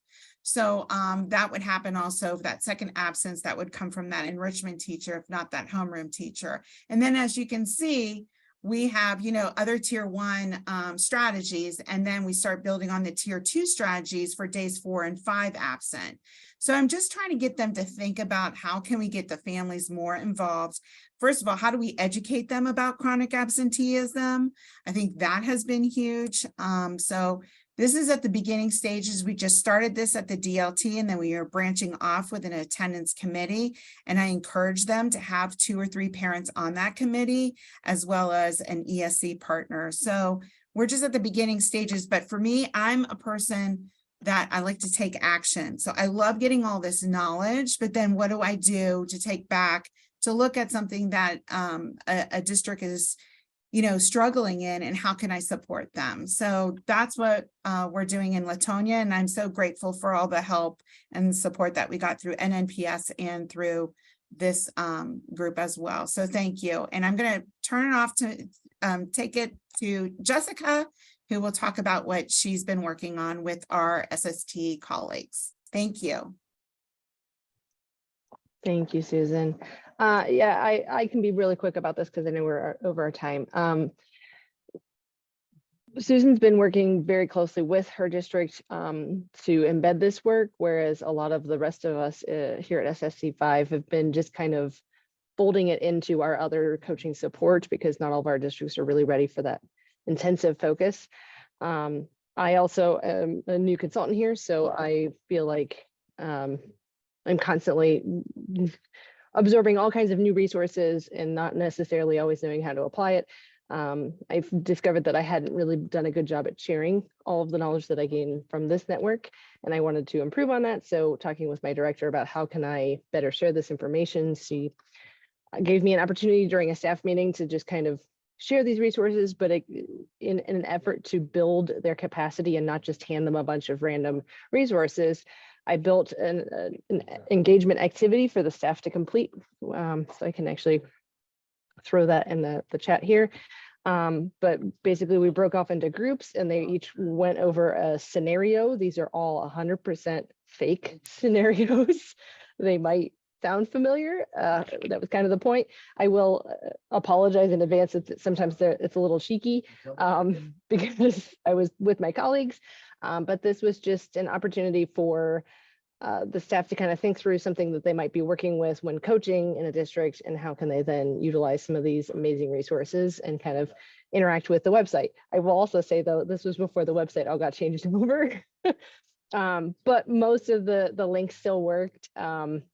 Here's my disclaimer that these are not real. This is not actually, there's no actual district that had these conversations, but we have lovely districts that we work with. But I broke it up into 7 different scenarios for the top 7 resources that I wanted to lead them to. And they were all successful. They found them quickly. And then if they finished up with their scenario and they found the resource, they were able to just kind of explore the website a little bit more. And we have a variety of consultants here that have different expertise with family engagement resources. So some of them, even though they know the work, it was still nice to have an opportunity to take some time to actually dig through some of the resources. I did include on there, I think you can see on the right-hand side, how difficult was it to find this resource? Because if it was challenging, then I was going to follow up with that. But again, the website's all different, so it's fantastic. But also, if it was difficult to find, then bookmark it, or find a way that you can remember where to find this resource, so that it can be something that you can quickly pass on to a school if that's the necessary resource. So I wanted to share that. And then there's just one other, let me see if I can, resource I kind of wanted to share is we also have a partnership with the 4 ESCs within our region. And we've been working on a multimedia study where we actually are doing a reboot with this one. And it's, we're going through the, it's the removed video series within the Listen book, but then we also are incorporating the, I don't know, I forget the name of the other book. Sorry. But basically we're talking about trauma-informed care. Oh my goodness. Thanks. Through the foster system, and how are we supporting our students that are in the foster system, and how are we becoming more aware of what that entails. And so it's been a regional success across all 4 counties. And so we're going to reboot it with just supporting them and just educating ourselves a little bit better about how to support these families and these students. Thank you, Jessica.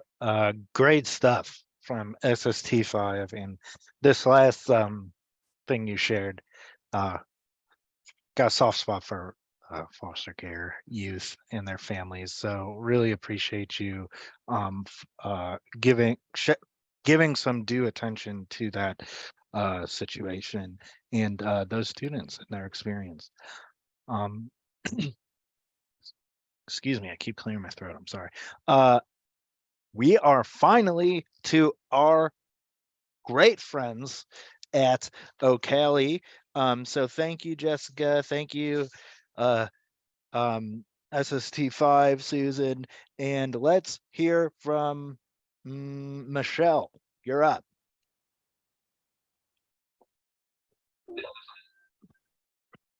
Hi, can you see me and hear me? We can. That's great. Okay. I think there might be some people here who are new. So just in case, I would like to introduce myself. My name's Michelle Motil, and I am the Family Support Liaison for the Outreach Center for Deafness and Blindness out of Cali. And I am deaf blind myself, so 100% can't see anything, and I have 2 cochlear implants. And I have a few updates. You are probably going to hear my screen reader talking as I do some things. I'm going to put something in the chat.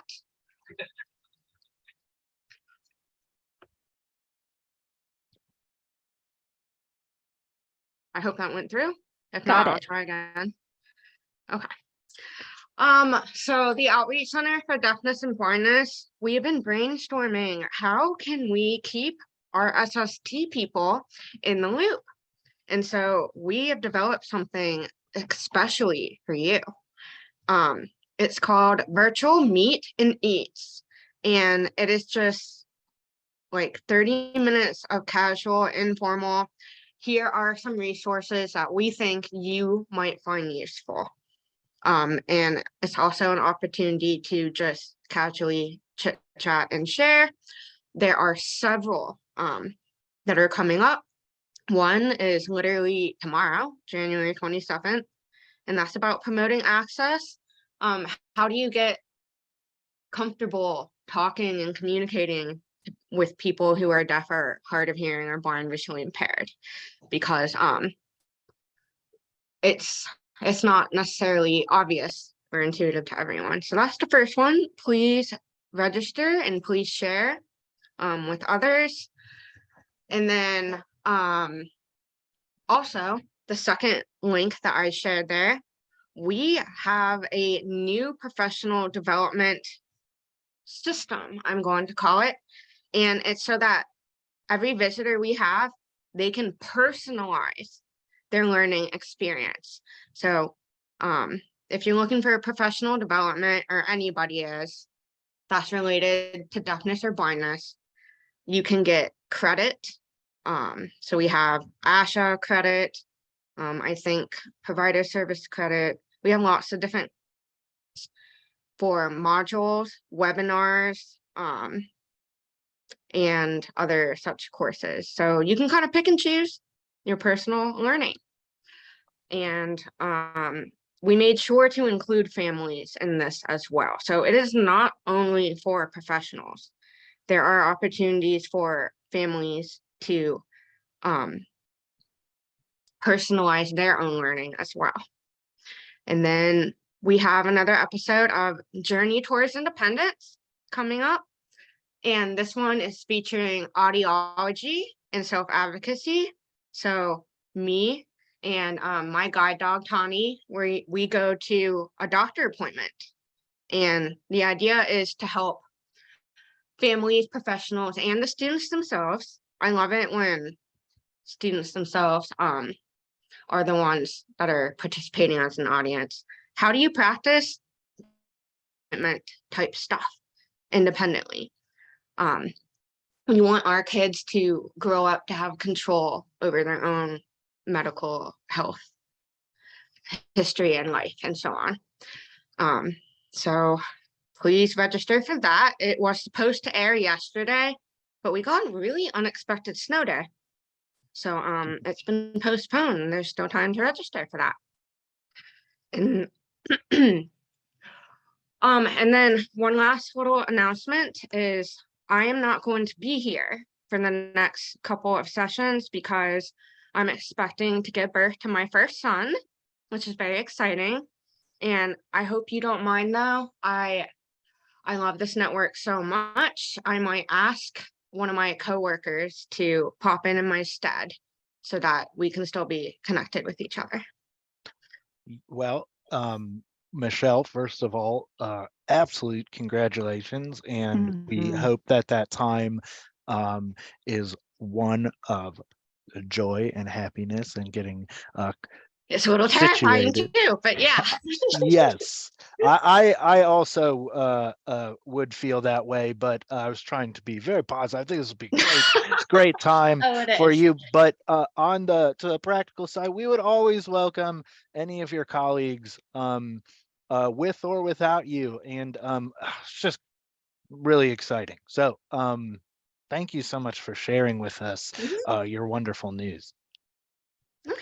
Thank you. And I'll pass it on to Gwen, who works at the same place with me, which is really awesome. It is awesome, Michelle. It's also awesome to see you since we all work remotely. I don't get to see you as often as I would like, but of course, congratulations. And this is hilarious to me because I am last in the caboose. I want to thank all of you for hanging around to listen to me. But so we both work at OCALI, the Ohio Center for Autism and Low Incidence, which basically our mission is to inspire change and promote access for people with disabilities. Autism is in our name, but we work with all disabilities. And I never want to assume that everyone is familiar with us. So I always try to give a quick overview. I'm with the Family and Community Outreach Center. Michelle is with the Outreach Center for Deafness and Blindness. And as you can see, they do a lot of wonderful stuff. So I'll try not to repeat some of her information. I'm also going to take a walk on the wild side because like you warned me, Thomas, I don't know if I should buy a lottery ticket today because I did come in dead last. I also got into the meeting a couple minutes late because I was having technical problems, but I'm going to take a walk on the wild side and try to share my screen. I just have a very quick, simple, bare bones PowerPoint because I just want to give an overview. So I'm going to try to share it and hopefully I don't have any glitches. Okay, let's see.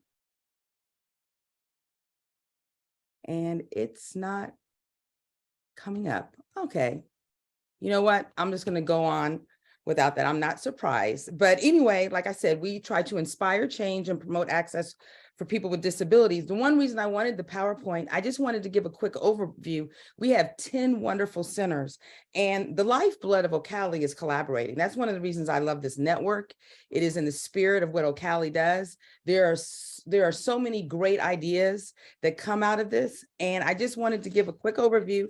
So of course, we have our Autism Center, which is kind of our flagship, and they work to build capacity of school districts and other education agencies to improve their instruction and support for individuals with autism by providing evidence-based training, technical assistance, and consultation that equips professionals to meet the individual student needs. So please don't hesitate to reach out for the Autism Center. We also have a center for the young child that focuses on children under 8 years old.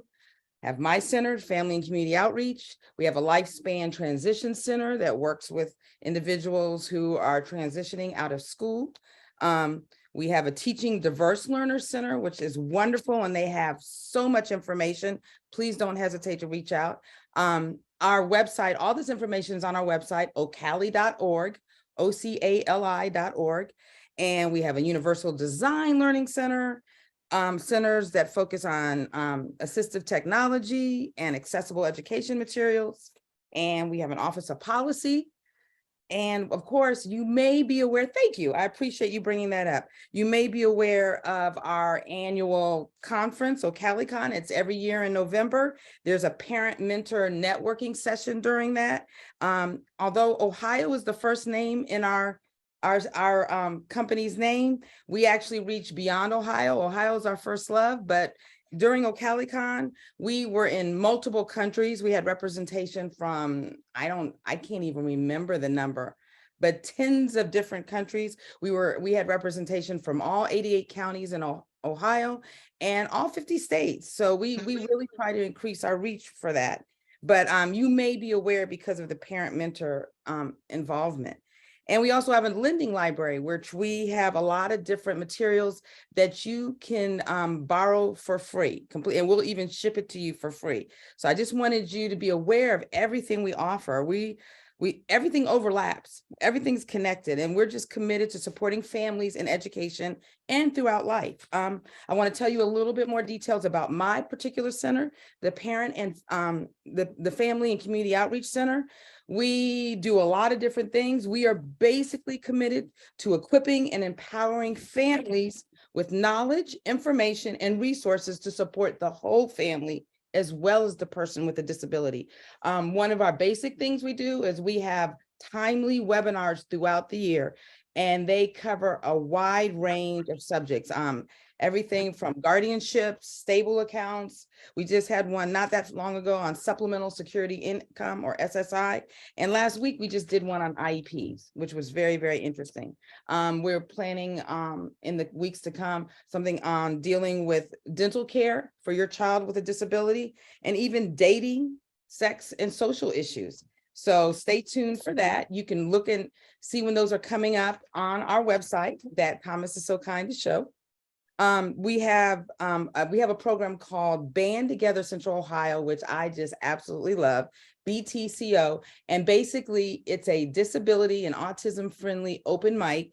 It's once a month, it's completely free. And it's basically just an opportunity for our friends and families in the disability community to join together and share their talents. And I mean, and primarily it tends to be music, but it doesn't have to be music. We've had people show up, and we've had a couple of people read chapters from books they're writing. We've had someone read a poem. People just tell stories, speeches, and it's so wonderful. It's so warm. It's a safe space. The audience gets it, and it's for those individuals, but it's also for their families. People get to join, and this is something I've been working on getting to bring to Columbus for a number of years. And with our collaboration with the Autism Society of Central Ohio, we were able to fire it up in August, and we have it set up to go the entire year. It's the second Sunday of every month. Like I said, you can look it up on ocali.org, and we would love to see you there. We also are involved with the Ohio State Fair, which is a really fun topic. Last year, we had the Sensory Friendly Day. And the first one was actually in 2019. And then, of course, COVID hit. So we had to put it aside, but we brought it back last year in 2022. And it was a great success. Basically, it's a morning that's set aside where the music, the sounds are kind of muted early in the morning for several hours so people who have sensory issues can enjoy the fair. We also have a quiet room that's available to anyone, but it's for people to, you know, de-stress if it's getting to be too much. It's nice, it's air conditioned, low light, we have water, we have fidgets, we have really creative fidgets that the fair supplies, and it's just a place for people to wind down. And also we have a lot of materials and representatives from the different organizations that work with disabilities to help them, to give them information, and just to let them know about the resources. I would love to let them know about the network this year. So it's going to be end of July, August. We haven't gotten the specific day, but stay tuned. You're going to be hearing more about that. And so we're just so excited. The Family Center, we just recently had a round of first responder training. We had several days of training for the Upper Arlington Fire Department, but we plan to expand that to other police and fire departments just to give them knowledge and information on how to deal with people with disabilities. I think that's a very timely topic, and we're excited to continue it. There's so many things going on. You need to stay tuned. Please don't hesitate to reach out to me or Ocali in general. I'm going to put, after I finish talking, because I can't multitask like that, I'm going to put my email and the website, and please reach out. And I'll give you a little tidbit. I can't talk too much because we're still putting it together. We're going to develop like a radio show on social media. It's going to be called Ocali Live, and we're going to be interviewing different individuals, professionals, people in the disability community around Ohio. And I may be calling some of you up to talk to you, but we're still in the planning stages, but it's going to come around pretty fast. So again, stay tuned. And I mean, there's a lot of other things, but I am the last person and I don't want to keep you guys too long, but thank you so much for listening. And I look forward to hearing from you. That's it. Thanks so much, Gwen. You gave us a lot to think about there, and we love our partners at Ocali. We use your website probably just as much as anyone uses ours. Such quality kind of stuff, and just running the whole spectrum for students, for families, for policymakers, for educators. So we really appreciate you sharing. That does bring to an end of our share out session. So I am going to pause here. I know we went through a lot kind of there in the last round. I'm wondering if people have questions really about for anyone that came up today. I'd love to open it now.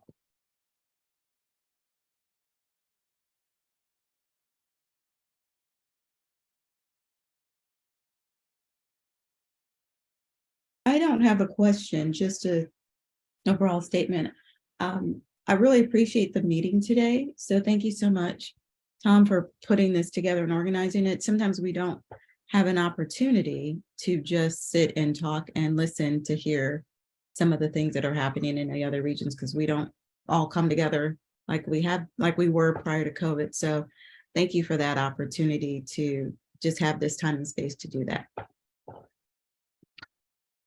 Yeah, absolutely. Appreciate that note.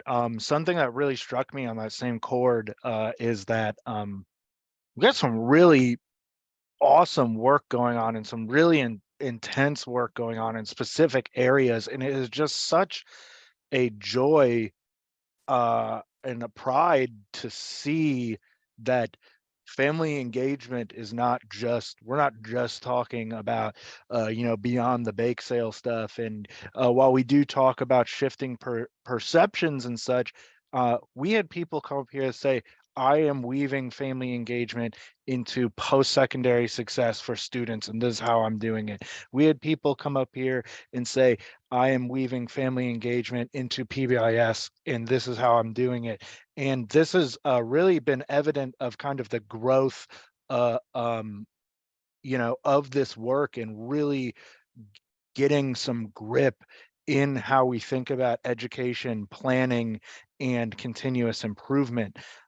So many deep dives that people are bringing family engagement with them into. So that really struck me today, and I'm just really excited about all of that. And just like you said, Krista, sometimes it's hard to take a step back and see kind of all the great things going on.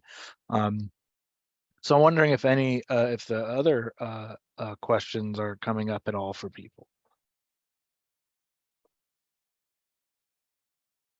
I'm going to jump in here. I think so much stood out here, and there's so much to celebrate and to point to and to learn from.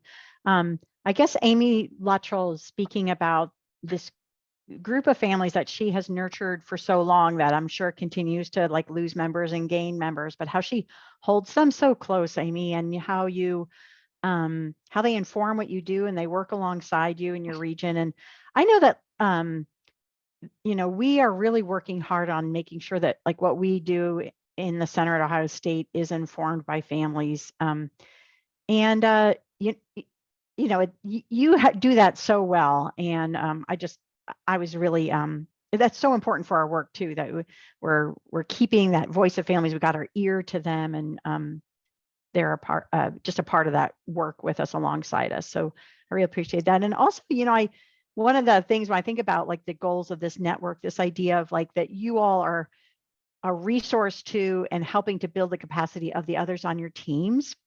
And we had so many examples of that today. And so that's really exciting to see and to hear about how you're doing that.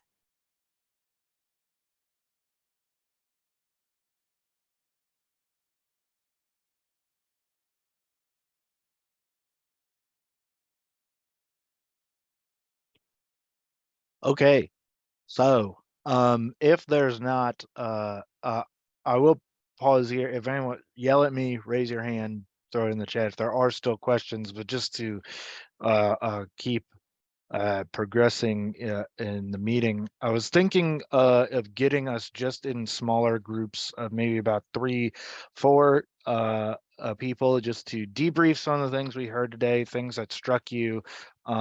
I'll share this really quick. I have full trust that you guys will have great conversations, but just in case you needed, oh, I'm sharing the wrong screen. Oh my goodness. Okay. So let me try this again. On this screen, you should see some questions to get you started. But like I said, we've gone over a lot today. I'm sure that you all have great conversations. But what struck you? Is there any additional information you might need, and what might you make connections to in your own work? I think maybe this will be fruitful in smaller groups. So I'm going to break up into smaller groups, and then when we come back, we'll wrap up. And we'll probably only have about 8 minutes in these smaller groups. Just try to make sure everyone gets a minute or two to share. Sound good? Okay, well, let me open up these rooms. They're just going to be kind of random, small groups, and then like I said, we'll wrap up, and high five. Well, okay, we're all back here. That's great. Hopefully you had a chance to just debrief a little bit about some of the great things you heard. We got one thing left to do. I'd love, you should see up here, hopefully a QR code and Mentimeter code. I'm also going to drop a direct link to the Mentimeter if it's not easy for you to use a QR code. So just give me 1 second here, and we're just going to quickly go through kind of a debrief survey poll like we did kind of last time, and we'll get you out of here. I just really enjoyed today, so thank you all for being so willing and open to share all the great stuff you're doing. Just dropped that link in the chat, so I'll give you a couple seconds to get over there.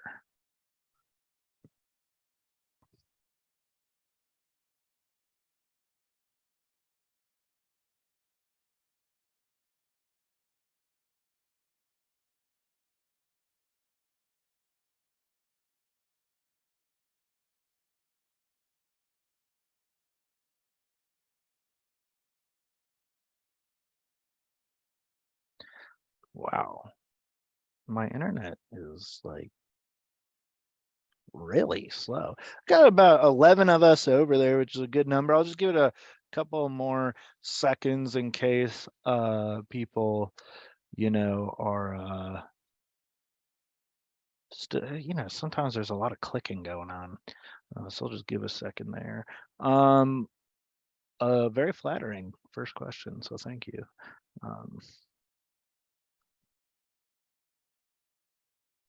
We're gonna move on to the second question now, if that's okay with people.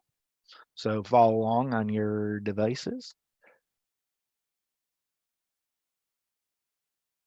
Should be seeing a new series of questions here.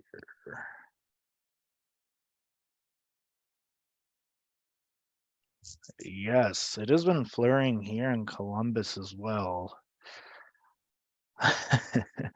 So much snow going on across our state. I am happy I don't live in the northern half of the state anymore, as Cleveland friends did have much worse pictures than me. Okay, so this is cool. I hope that you felt good about what we did today. I know sometimes things like this can feel a little monotonous and like ongoing, but I thought this was a great conversation.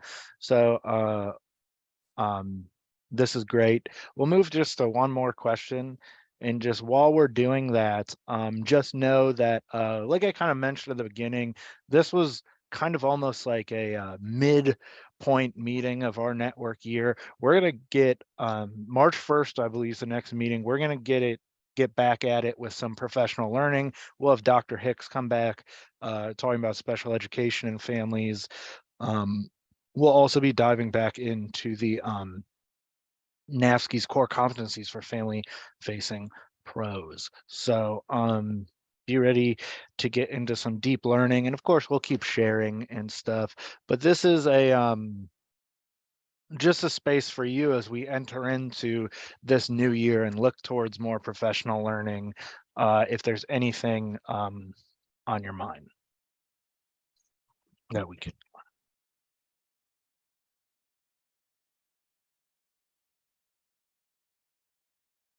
Career advising is that is really interesting. It's such like a powerful thing that is like maybe not. Do you want to pull up the Menti results to show what's popping up on the screen for that one? Or we're Oh, still in this seeing the QR code. Oh, so sorry. I thought where was. Oof, what a day. All good. Give me 1 second here. Yeah, just one more glitch to work through. So career advising, I think, is really powerful conversation potentially to have, because it's one of those things that maybe isn't implemented with the most fidelity all of the time, but can really make differences for families and students. Okay, cool. That was a nice one. Thank you. Okay, cool. Yes, I will start working on time travel between now and March 1st, and I'll try to have that sorted out for you all. So I'll get going with that. Well, you know, thank you all for jumping in here and playing with kind of our new survey method. You've all done a great job. Thanks for contributing today. I do want to just thank you all so much for bearing with me with a couple hiccups this morning and dealing with a little bit of silliness. I hope that you can take it with a smile, and I was not off-putting to anyone this morning. But I really enjoyed this time. You're all doing important work, and I'd love for you all to have a wonderful day, week, and you know, month until we meet again. The next meeting will take place on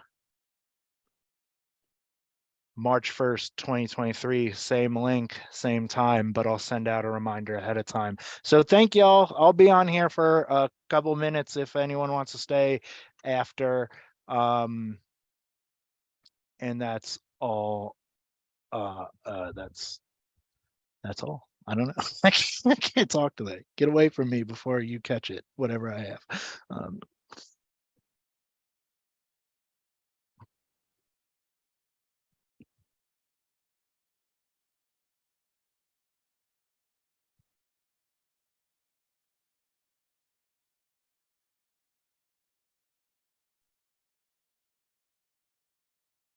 So Tom, I'm still on. I sent you Okay. a message, Hmm. but that was really cool because someone just asked about it in the response. So I was like, oh, perfect. That's perfect. Absolutely. Did you want to find some time to talk? I can email you some dates. Yeah, I think that'd be really perfect. Okay. And then we'll get rocking. Okay, perfect. Well, you guys have a great day. I know you don't have any snow there, but you know, you're missing all the fun here up in Northeast Ohio. So much fun. Yes.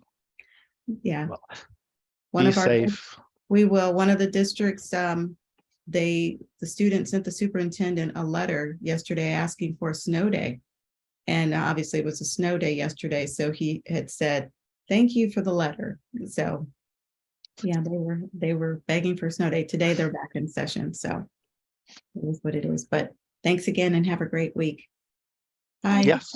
Bye-bye. Thank you. Bye-bye. Bye-bye.